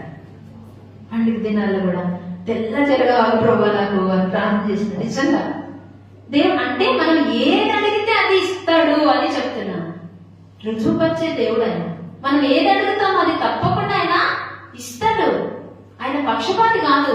మనందరం నమ్మిన దేవుడు ఒక్కడే, కానీ నీకు ఆయన మీద ఉన్న నమ్మకాన్ని బట్టి, విశ్వాసాన్ని బట్టి ఆయన కార్యం చేస్తాడు. నీకు ఆయన మీద నమ్మకం లేకపోతే నీ పట్ల ఏ కార్యమో చేయడు. డబ్బు ఉంది కదా నీకు అవ్వకపోయి కొనుక్కునేది కాదు. అడగాలి, ప్రభుని అనుమతి తీసుకోవాలి. దేవుని అడిగితే దేవుడు ఎలాంటిదో కదా, ఇట్లా బార్డర్ ఉండాలా, ఇట్లా ఉండాలా, ఇట్లా ఉండాలా, అవన్నీ కూడా చెప్పచ్చు. చిన్నది పెద్దది అన్ని ప్రార్థించే విధానము మనము నేర్చుకోవాలి. దినదినము ఎప్పుడు ఒకటే విధంగా ప్రార్థన చేయకూడదు. ప్రతిదీ కూడా దేవుని సన్నిధిలో అడగడం నేర్చుకుంటే దేవుడు మనకు ఇస్తాడు. మనల్ని ధనవంతులుగా చేయడానికి ఆయన దరిద్రుడైపోయినాడు. మరి ఇప్పుడు మనం ఎందుకు దరిద్రులుగా ఉన్నాము అంటే అడగడం లేదు. ఎందుకు ఇంట్లో కరువు ఉంది అంటే అడగడం లేదు. ఆయన దగ్గర పోవటం లేదు, ప్రార్థన చేసుకోవడం లేదు. ఏదో వచ్చి తింటున్నాం, పక్కల వాళ్ళకి వీళ్ళకి పోయి బాధంతో చెప్పుకొని వాళ్ళు ఇచ్చే వాళ్ళ దగ్గర సానుభూతి పొందుకుంటున్నావు. మానవుల దగ్గర సానుభూతి పొందుతున్నావు, కానీ దేవుడి దగ్గర నుంచి నువ్వు సానుభూతి పొందుకోవడం లేదు. నువ్వు ఆయన దగ్గరకు వచ్చి అడిగితే దేవుడు తప్పకుండా నీకు ఇస్తాడు. మనుషుల సానుభూతి ఎవరు కావాలి? దేవుడి సానుభూతి కావాలి మనకి కదా. దేవుడి దయను మనం పొందుకోవాలి. ఆయన దగ్గరికి వెళ్ళి ఆయన అడిగితే దేవుడు తప్పకుండా మనకు అనుగ్రహిస్తాడు. చూడండి, ఇప్పుడు 4 రకాలైనటువంటి 3 రకాల బుద్ధిమంతులు చూసినాం. ఎవరి మంత్రిగా? మారుమనసు పొందినటువంటి వారు బుద్ధిమంతులు. దేవుని మాట విని జీవితాన్ని మార్చుకున్న వారు బుద్ధిమంతులు. రెండవదిగా కుటుంబాన్ని రక్షించుకునేవారు, భక్తిలో నడిపించుకునే వారే బుద్ధిమంతులు. మూడవదిగా తన స్థితిని గ్రహించి దేవుని యొక్క గొప్పతనాన్ని తెలుసుకునే వారే బుద్ధిమంతులు. నాలుగవదిగా చూడండి, ఎవరు బుద్ధిమంతులు అని అంటే యాకోబు రాసిన పత్రిక 1వ అధ్యాయము. క్షమించండి, ఎవరు బుద్ధిమంతులు అంటే ఈ లోక రీతిలో చాలా మంది ఏమనుకుంటారు, అబ్బా ధనం ఉన్నటువంటి వారు, విద్యావంతులు, మంచి చదువున్న వాళ్ళు, మంచి ధనవంతులు, వాళ్ళందరినీ ఏమంటారు, మీరు బుద్ధిమంతుడు రా అంటారు. వాళ్ళు బుద్ధిగా సంపాదించుకుంటున్నారు. లోకంలో ఉన్నదంతా ఏంటి అంటే కుయుక్తి తంత్రాలు, ఇవన్నీ లోకంలో ఉన్నాయి. అయితే దేవుని బిడ్డలకు కావాల్సింది ఏంటంటే ఎవరు ధనవంతులుగా చేయబడతారు, ఎవరు బుద్ధిమంతులుగా, ఎవరు తెలివిమంతులు అంటే దేవుడిచ్చే జ్ఞానం పొందుకున్న వారే నిజమైన బుద్ధిమంతులు. దేవుని జ్ఞానం ఎక్కడ ఉంటుంది? యాకోబు 1:5 చూడండి.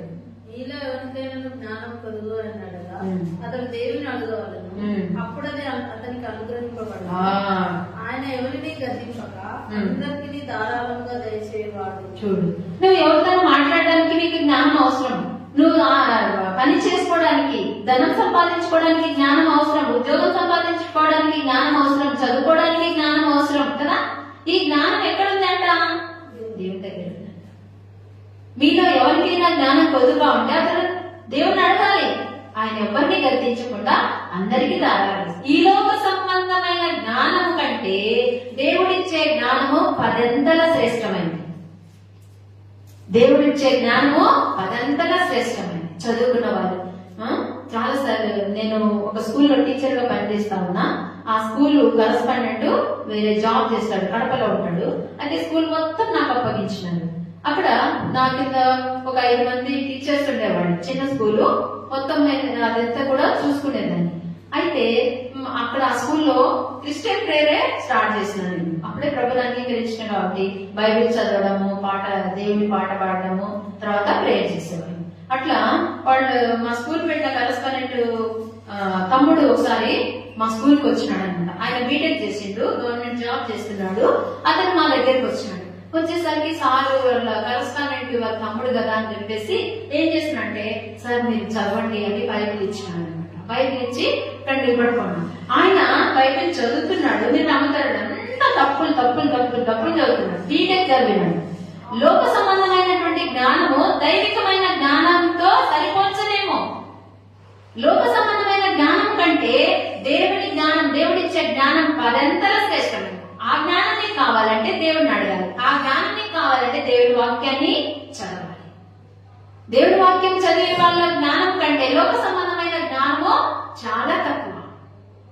కాబట్టి ఆ జ్ఞానాన్ని మనం పొందుకోవడానికి దేవుడిని అడగాలి. ఈ జ్ఞానం ఎక్కడి నుంచి వస్తుంది చూడండి. అదే అధ్యాయం 3, మొదటి పేతురు యాకోబు 3:16 17 యాకోబు 3:17. అయితే పైనుండి వచ్చిన జ్ఞానము మొట్టమొదట పవిత్రమైనది, తర్వాత సమాధానకరమైనది, మృదువైనది, సులభంగా లోబడినది, కనికరంతోనూ మంచి ఫలములతోనూ నిండుకున్నది, పక్షపాతమైనను వేషధారణైనను లేనిది. చూడండి, నిజంగా పైనుండి వచ్చు జ్ఞానం పొందుకున్న వాళ్ళు, అంటే దేవుడిచ్చిన జ్ఞానం పొందుకున్న వాళ్ళు ఎట్లా ఉంటారు అంటే పవిత్రంగా ఉంటారు వాళ్ళు. తర్వాత సమాధానకరం, అందరితో సమాధానంగా ఉంటారు, ఎవరితో అసమాధానం ఉండదు. తర్వాత మృదువుగా ఉంటారు, అంటే మాటల ద్వారా కూడా ఎదుటి వారిని నొప్పించకుండా సున్నితమైన మాటలు కలిగిన వారుగా ఉంటారు. తర్వాత ఏం చేస్తారు, సులభంగా లోబడతారు. మరి చెప్తే ఏంటగా చెప్పండి అని చెప్పేసి అట్లా సులభంగా లోబడే స్వభావం ఉంటది. తర్వాత కనికరం ఉంటది, వాళ్ళు మంచి ఫలాలు వాళ్ళలో కనబడతాయి. పైనుండి వచ్చే జ్ఞానం పొందుకున్న వాళ్ళు, ఎవరైతే దేవుడి జ్ఞానం పొందుకోలేరో వాళ్ళలో కఠినత్వం ఉంటది, క్రూరత్వం ఉంటది, ద్వేషం ఉంటది, పగ ఉంటది, ఈర్ష్య ఉంటది. ఇవన్నీ కూడా లోక సంబంధమైన జ్ఞానం పొందింది, లోకరీతిగా గనులమని చెప్పుకునే వారిలో ఉండేవి అనమాట. అందుకని దేవుడు అంటున్నాడు, పైనుండి వచ్చే జ్ఞానాన్ని మనం ఏం చేయాలంట, పొందుకోమని దేవుడు చెప్తున్నాడు. ఆ జ్ఞానం మనకు ఎంతో అవసరము. బుద్ధిమంతుడు ఇంకా ఏం చేస్తాడంటే చూడండి, దానియేలు గురించి కూడా చెప్పబడింది. దానియేలు గ్రంథం 6:3 అతడు అతి శ్రేష్టమైన జ్ఞానం కలిగిన వాడంట. దానియేలు అతి శ్రేష్టమైన జ్ఞానము ఎక్కడి నుంచి వచ్చింది అంటే దేవుడి నుంచి ఆయన పొందుతున్నాడు, ప్రార్థన జీవితాన్ని బట్టి. చివరిగా చూడండి, సామెతల గ్రంథం 13:24 సామెతలు 15:24. నిందనున్న పాతాలను తప్పించుకోవాలని బుద్ధిమంతుడు పరమనకు జీవ మార్గంగా నడుచుకోవాలి. బుద్ధిమంతులు ఏం చేస్తారంట? పాతాలని తప్పించుకోవడానికి ఏం చేస్తారంట? పరమనున్న మార్గాన్ని వెతుకుతారు. పరలోకానికి చేరడానికి ఏం చేయాలి? ఈ పాతాలని తప్పించుకోవాలంటే పర సంబంధమైనటువంటి వాటిని కోరుకుంటాడు. పైనుండి వచ్చే వాటిని కోరుకుంటాడు. పైనుండి వచ్చినటువంటి దేవుని ఆజ్ఞ ప్రకారము నడుచుకుంటాడు అన్నమాట. పాతాలని తప్పించుకోవడానికి ఇట్లాంటి వాళ్ళు పాతాలని తప్పించుకుంటారు. ఈ లోక సంబంధంగా తెలివితేటలు ధనం ఉన్న వాళ్ళు బుద్ధిమంతులు కాదు. దేవుని జ్ఞానం పొందుకున్న వాళ్ళే నిజమైన బుద్ధిమంతులు. చివరిగా ఆత్మలను సంపాదించేవాడు బుద్ధిమంతుడు. 5వది ఆత్మలను సంపాదించేవాడు. లోకస్తులు ఏమంటారు అంటే ఈ లోకంలో ఆస్తిని సంపాదించుకున్న వాడే బుద్ధిమంతుడు అంటారు. అంటే మేడ మీద మేడలు ఇల్లు కట్టుకొని అపార్ట్మెంట్స్ కట్టుకొని చేసేవాడు నిజంగా బుద్ధిమంతుడు రావాడు అంటారు ఈ లోకానికి. కానీ బైబిల్ ఏమని చెప్తే తెలుసా? అంటే వాళ్ళని వెర్రేవుడు అంటారు. ఈ లోక సంబంధంగా ధనం సంపాదించుకున్నవాడు వెర్రివాడు అంటారు. చూడండి లూకాసు వార్త 12వ అధ్యాయం. లూకాసు వార్త 12. అంటే ధనం సంపాదించుకోకూడదని కాదు, కానీ తగినంత అధికంగా కొంతమంది దాని మీదనే ధ్యాస కలిగి ఉంటారు. దేవుని దేవుని విడిచిపెట్టేసి ఏదో సంపాదించుకోవాలనుకుంటారు. అట్లాంటి వాళ్ళు వెర్రేవుడు అంటారు. చూడండి లూకాసు వార్త 12వ అధ్యాయం 19, 20, 21 వచనాలు. నా ప్రాణంతో ప్రాణమా, అనేక సంవత్సరములకు విస్తారమైన ఆస్తి నీకు సమకూర్చబడిందని సుఖించుము, తినుము, త్రాగుము, సంతోషించమని చెప్పుకొందునను. అయితే దేవుడు, వెర్రివాడ, ఈ రాత్రి నీ ప్రాణం అడుగుతున్నారు, నీవు సిద్ధపరిచినవి ఎవరి వగునని అతనితో చెప్పాడు. దేవుని ఎడల ధనవంతుడు కాక తన కొరకే సమకూర్చుకుని వాడు అలాగునే ఉండునని చెప్పాడు. చూడండి, దేవుని వల్ల మనం ధనవంతులం కావాలి. ఈ ఆయన ఏం చేసిండట? ఆయన ప్రాణంతో చెప్తున్నాడు, అనేక సంవత్సరాలకు సరిపడ సంపాదన నేను చేసి పెట్టినాను, నా ప్రాణమా తిను త్రాగు అని అంటుంటే వెర్రివాడా కదా. ఈ లోక సంబంధమైనటువంటి ఆస్తి పరుని దేవుడు ఏమంటున్నాడు? వెర్రివాడు అంటున్నాడు. అయితే దేవుని వల్ల ఆస్తి సంపాదించుకోవచ్చు. కొందరిని దేవుడే ఆశీర్వదిస్తాడు. ఆయన ఆశీర్వదించినప్పుడు అది ఎన్నటెన్నటికి ఆశీర్వాదకరంగానే ఉంటుంది. కాబట్టి దేవుని ఆశీర్వాదం కావాలి, కానీ లోక సంబంధంగా ఇతరులను మోసం చేసి సంపాదించినటువంటి ధనము అది ధనం ఏమంది? సామెతలో ఒక మాట ఉంది, ఏమంటే మోసం చేసి సంపాదించిన ధనము నిలువదు, అది పోతుంది, నష్టమైపోతుంది. కానీ దేవుడిచ్చినటువంటి ధనము, దేవుడిచ్చిన ఆస్తి అది నిలబడుతుంది. కాబట్టి దాని కొరకే మనం ప్రయాసపడాలి, దేవుని కొరకే. ముఖ్యంగా ఆత్మలను సంపాదించుకునే విషయంలో, లోక సంబంధమైన ఆస్తిని సంపాదించుకునే విషయం కాదు, కానీ ముఖ్యంగా ఆత్మలను సంపాదించుకునే వారంగా మనం ఉండాలి. ఎవరైతే ఆత్మను సంపాదించుకునే ఆశ, నశించిపోతున్న ఆత్మల పట్ల భారం కలిగి ఉంటారో నిజమైన ధనవంతులు వాళ్ళే. పరలోకంలో వారి కొరకు ధనము కూర్చబడి ఉంటుంది. దానియేలు గ్రంథం 12వ అధ్యాయం 3వ వచనం చూడండి. దానియేలు గ్రంథం 12వ అధ్యాయం 3వ వచనం.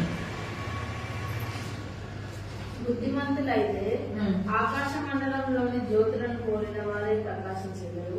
నీతి మార్గం అనుసరించి నడుచుకున్నట్లు ఎవరు అనేకులను త్రిపుదురో వారు నక్షత్రం వలె నిరంతరము ప్రకాశించెదరు. చూడండి, నీతి మార్గం అనుసరించి నడుచుకున్నట్టు ఎవరు అనేకులు త్రిపుదురో వారు నక్షత్రం వలె నిరంతరము ప్రకాశిస్తారు. బుద్ధిమంతులు ఇలా చేస్తారు, అనేకుల్ని ప్రభు వైపు త్రిప్పుతారు. దేవుడి వైపు తిప్పే బుద్ధిమంతులుగా మనం ఉంటే దేవుడు మన పరలోకంలో మన కొరకే ధనము కూర్చోబడుతుంది. కాబట్టి మనం ఆస్తిని సంపాదించుకునే వారిగా కాకుండా ఆత్మలను సంపాదించే వారిగా మనము ఉండాలని దేవుడు మనకు హెచ్చరిక చేస్తున్నాడు. దేవుని మాటను వినేవాళ్ళు ధన్యులు, ఆత్మలను సంపాదించేవాడు, ప్రభు రాక కొరకై ఎదురు చూసేవారు కూడా ధన్యులు, బుద్ధిమంతులు. ఆయన రాకల కొరకై ఎదురు చూస్తున్నామా? ఆయన ప్రభు త్వరగా రాబోతున్నాడు, వాకిటనే ఆయన ఉన్నాడంట కదా. బైబిల్ గ్రంథంలో చూస్తాం ఏ రీతిగా ఇప్పుడు 5 రకాలైనటువంటి బుద్ధిమంతులను గురించి చూస్తూ వచ్చినాం. మొదటిగా ఎవరమ్మా? మారు మనసు, దేవుని మాట విని మారు మనసు పొందినటువంటి వారు నిజమైన బుద్ధిమంతులు. రెండవదిగా తమ ఇంటి వారిని అందరినీ సంపాదించే రక్షణలోనికి నడిపించుకునేవారు నిజమైన బుద్ధిమంతుడు. మూడవదిగా తన స్థితిని గ్రహించి దేవుని యొక్క మహిమను, తన దరిద్రతను గ్రహించి దేవుని యొక్క మహిమను గుర్తించేవాడే నిజమైన బుద్ధిమంతుడు. తర్వాత నాలుగవదిగా దేవుని జ్ఞానం పొందుకున్నటువంటి వాడు నిజమైన బుద్ధిమంతుడు. దేవుని జ్ఞానం పొందుకొని ఆ రీతిగా నడుచుకోవాలి. ఏ జ్ఞానం అది? పైనుండి వచ్చే జ్ఞానం. పైనుండి వచ్చే జ్ఞానంలో ఉన్న క్వాలిఫికేషన్స్ చూస్తాం కదా. సులభంగా లోబడే స్వభావము, కనికరంతోనూ మంచి ఫలములతోనూ నిండి ఉంటారు కదా. కాబట్టి ఇలాంటి గుణాలు కలిగినటువంటి వారుగా ఉంటారు. పైనుండి వచ్చే జ్ఞానం పొందుకున్న వాళ్ళు, దేవుని జ్ఞానం పొందుకున్న వాళ్ళలో ఇలాంటి లక్షణాలు ఉంటాయి. ఐదవదిగా ఆత్మలను సంపాదించేవాడే నిజమైన బుద్ధిమంతుడు కదా. అయితే బైబిల్లో మనమే కాదు, మానవుడే కాదు కానీ పక్షాదులు, పశువులు, జంతువులు కూడా దేవుని మాట వింటూ వచ్చినాయి కదా. మానవుడే దేవుని మాట వినడం లేదు. ఎవరు విన్నారు? కాకి విన్నది. చూడండి, మొదటి రాజుల గ్రంథం 17వ అధ్యాయం 4వ వచనం. కాకి దేవుడు ఒక పని చెప్పింది, ఆ పని అది చేసింది. చేసిందే కదా. మొదటి రాజుల గ్రంథం 17వ అధ్యాయం. వాటికి అప్పగించిన పని అవి చేస్తూ వచ్చినాయి. 17వ అధ్యాయం 4వ వచనం. ఆ వాగు నీరు నీవు త్రాగుడు, అతనికి నీకు ఆహారం తెచ్చినట్లు నేను కాపువరంలోకి ఆజ్ఞాపించుతున్నాను అతనికి తెలియజేయగా. చూడండి, కాకి దేవుడు ఆజ్ఞాపించింది. ఎవరికి ఆహారం తీసుకోవడానికి? ఏలియా తీసుకుపోయినా లేదా? అసలు మాంసం అంటేనే ఇష్టం వాటికి, కాకులకు. కానీ దేవుని ఆజ్ఞ ప్రకారము నోట్తో పట్టుకొని పోయినాయా తప్ప తినలేదు. చూడండి ఎంత విధేయత చూపించింది. ఆత్మ లేదు వాటికి. అయినా దేవుని సృష్టికర్త, తమను చేసినటువంటి సృష్టికర్త యొక్క మాటలు అవి వింటూ వచ్చాయి, విధేయత చూపిస్తూ వచ్చాయి. మనకు దేవుడు దైవికమైన జ్ఞానం, దేవుని కంటే కొంచెం తక్కువ వారమే మనము. ఆయన స్వరూపాన్ని ఇచ్చినాడు, ఆయన ఊపిరిని ఇచ్చినాడు, ఆయన జ్ఞానాన్ని ఇచ్చినాడు. అన్ని ఇచ్చినటువంటి మనమే దేవునికి లోబడుతున్నాం. ఆ పక్షులు, కాకి విన్నది, విని ఆయనకు ఆహారం తీసుకు, రొట్టె మాంసమును ఎప్పుడెప్పుడమ్మా? ఉదయం సాయంత్రం, ఉదయమో సాయంత్రం అవి తీసుకొని పోయి ఆయనకు ఆహారాన్ని ఇస్తూ వచ్చింది కదా. కాకి దేవుని మాట వినింది. ఇంకెవరు విన్నారు?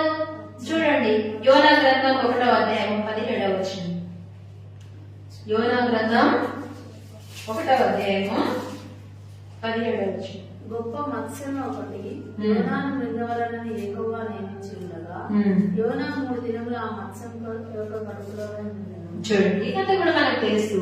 యోనా మార్గం తప్పి వెళ్ళిపోతుంటే యోనాకు బుద్ధి కలగడానికి దేవుడు ఏం చేసిందంటే, అక్కడ ఆయన వెళ్తున్నటువంటి ఆ ఓడ వెళ్తున్న సముద్రంలో పెద్ద తుఫాను చూపించింది. తర్వాత ఆ తుఫాన్లో ఓడ పడి మునిగిపోయే పరిస్థితి వచ్చేటట్టు చేసింది. మనం కూడా ఎన్నిసార్లు దేవుని మాట వినకుండా వెళ్తే మన యాత్రా జీవితంలో లోక సముద్రంలో మన పడవ మునిగిపోయే విధంగా పరిస్థితులు ఎన్ని తీసుకొచ్చింటాడు దేవుడు. ఆయన కఠినపరుచుకుంటున్నామేమో, పాపం వల్ల కలుగు భ్రమ చేత హృదయాన్ని కఠినపరుచుకోకుండా పశ్చాత్తాపంతో దేవుని వైపు మల్లుకోవాలి, తిరగాలి. అప్పుడు దేవుని యొక్క క్షమాపణను మనము పొందుకుంటాం. యోనాను మింగివేయవాలని సముద్రంలో వేయబడినాడు యోనా. మత్స్యం వచ్చి ఆయనను మింగింది. 3 రోజులు ఉన్నాడట. చూడండి, చేప కూడా ఎవరి మాట విందమ్మా? కాకి ఎవరి మాట వింది? మత్స్యము అంటే చేప ఎవరి మాట వినింది? దేవుడి మాట. ఇంకా ఎవరు విన్నారు? చూడండి, సంఖ్యాకాండం 22వ అధ్యాయం. సంఖ్యాకాండము 22వ అధ్యాయము. సంఖ్యాకాండం 22వ అధ్యాయము 28వ వచనం. అప్పుడు యెహోవా గాడిదకు ఆజ్ఞించిన గనుక అది నీవు నన్ను ముమ్మారు కొట్టితివి, నేను నిన్నేం చేసింది నన్ను నిరాశతో అనగా. చూడండి, గాడిద మాట్లాడేటట్టు చేసింది.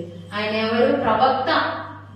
కొన్నిసార్లు దేవుడు కూడా, దేవుని ప్రవక్తలు, దేవుని బిడ్డలు, దైవ సేవకులు కూడా వినప్పుడు దేవుడు కొందరిని వాడుకుంటాడు బుద్ధి కలగడానికి. ఇక్కడ గాడిదని వాడుకున్నాడు. ఆయనతో చెప్తున్నాడు దేవుడు, వద్దు అన్నాడు, అక్కడికి వెళ్ళొద్దు అన్నాడు. అక్కడ బాలాకు ఎందుకు పిలుస్తున్నాడు? ఇశ్రాయేలు ప్రజలను శపించడానికి. ఇశ్రాయేలు ప్రజలు ఎవరు? దేవుడు ఏర్పరచుకున్న జనాంగం, దేవుని బిడ్డలు, నా స్వాస్థ్య భాగం అంటాడు. అట్లాంటి వారిని శపించడానికి పిలుస్తున్నాడు.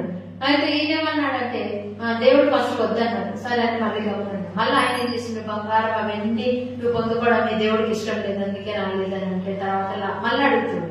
వద్దన్నప్పుడు ఒకసారి వద్దంటే వదిలేసుకోవాలి, కానీ మాటికి పోయినాడు కాబట్టి దేవుడు వెళ్ళన్నాడు. అయితే నేను చెప్పిందే నువ్వు చెప్పాలన్నాడు. మళ్ళీ మధ్యలో కోపం వచ్చేసింది దేవుడి కంట.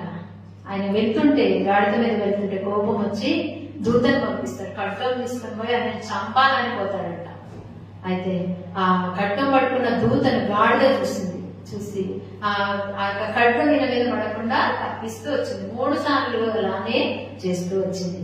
అయితే గాడిద మీద కోపపడ్డాడు కానీ ఆ ఎదుర్కొన్న దూత అంటే ధనము మానవుని కళ్ళకి ఏం చేస్తుందంట, గుడ్డితనం కలగజేస్తుందంట కదా. కాబట్టి ఆయన చూడలేకపోయినాడు. గాడిద చూసింది, తప్పించింది. ఇంకా దేవుడే గాడిదతో మాట్లాడించింది. గాడిద కూడా దేవుడి మాట విన్నది, విని ప్రవక్తతో మాట్లాడుతూ వచ్చింది. దేవుడు కూడా ఈ మాట దీవించిన గాక మనం కూడా దేవుడి మాటని విని లోబడి ఆ ప్రకారం మన జీవితాన్ని కట్టుకోవడానికి దేవుడు మనకు సహాయము చేయను గాక. ప్రార్థన చేయండి, వాక్యపు వెలుగులో ప్రార్థన చేయండి. నేను ఇలా ఉండాలి ప్రభా, నేను ఉండలేకపోతూ వచ్చినాను. నిజమైన పశ్చాత్తాపంతో ఒప్పుదలలోకి రావాలి. ఒప్పుదలతో కూడిన ప్రార్థన దేవుడు ఆలకిస్తాడు. ఎవరైతే ప్రార్థన చేయలేదో ఇంతవరకు ఈ వారంలో, ఇది నూతన సంవత్సరంలో మనం ప్రవేశించినాము. ఈ వారం ఇంకా మొదటి ఆదివారంలో ప్రవేశించబోతున్నాము. దేవుడు మరి 31st గాని ఫస్ట్ గాని ప్రార్థన చేయలేక, ఆరాధన చేయలేకుండా బిడ్డలు ప్రార్థన చేయలేక నోరు తెరవండి. దేవుడి సన్నిధికి వచ్చినప్పుడు నీ సంగతి అంతా ఆయనతో చెప్పుకోవాలి. ఎబ్బేజు తన సంగతి అంతా దేవుడితో చెప్పుకున్నప్పుడు ఆయన ఏం చేసిండో జవాబిస్తూ వచ్చినాడు, ప్రార్థన జవాబు. కాబట్టి నువ్వు చెప్పుకో, ఖాళీ హృదయంతో వెళ్ళొద్దు, ప్రార్థన చేయండి.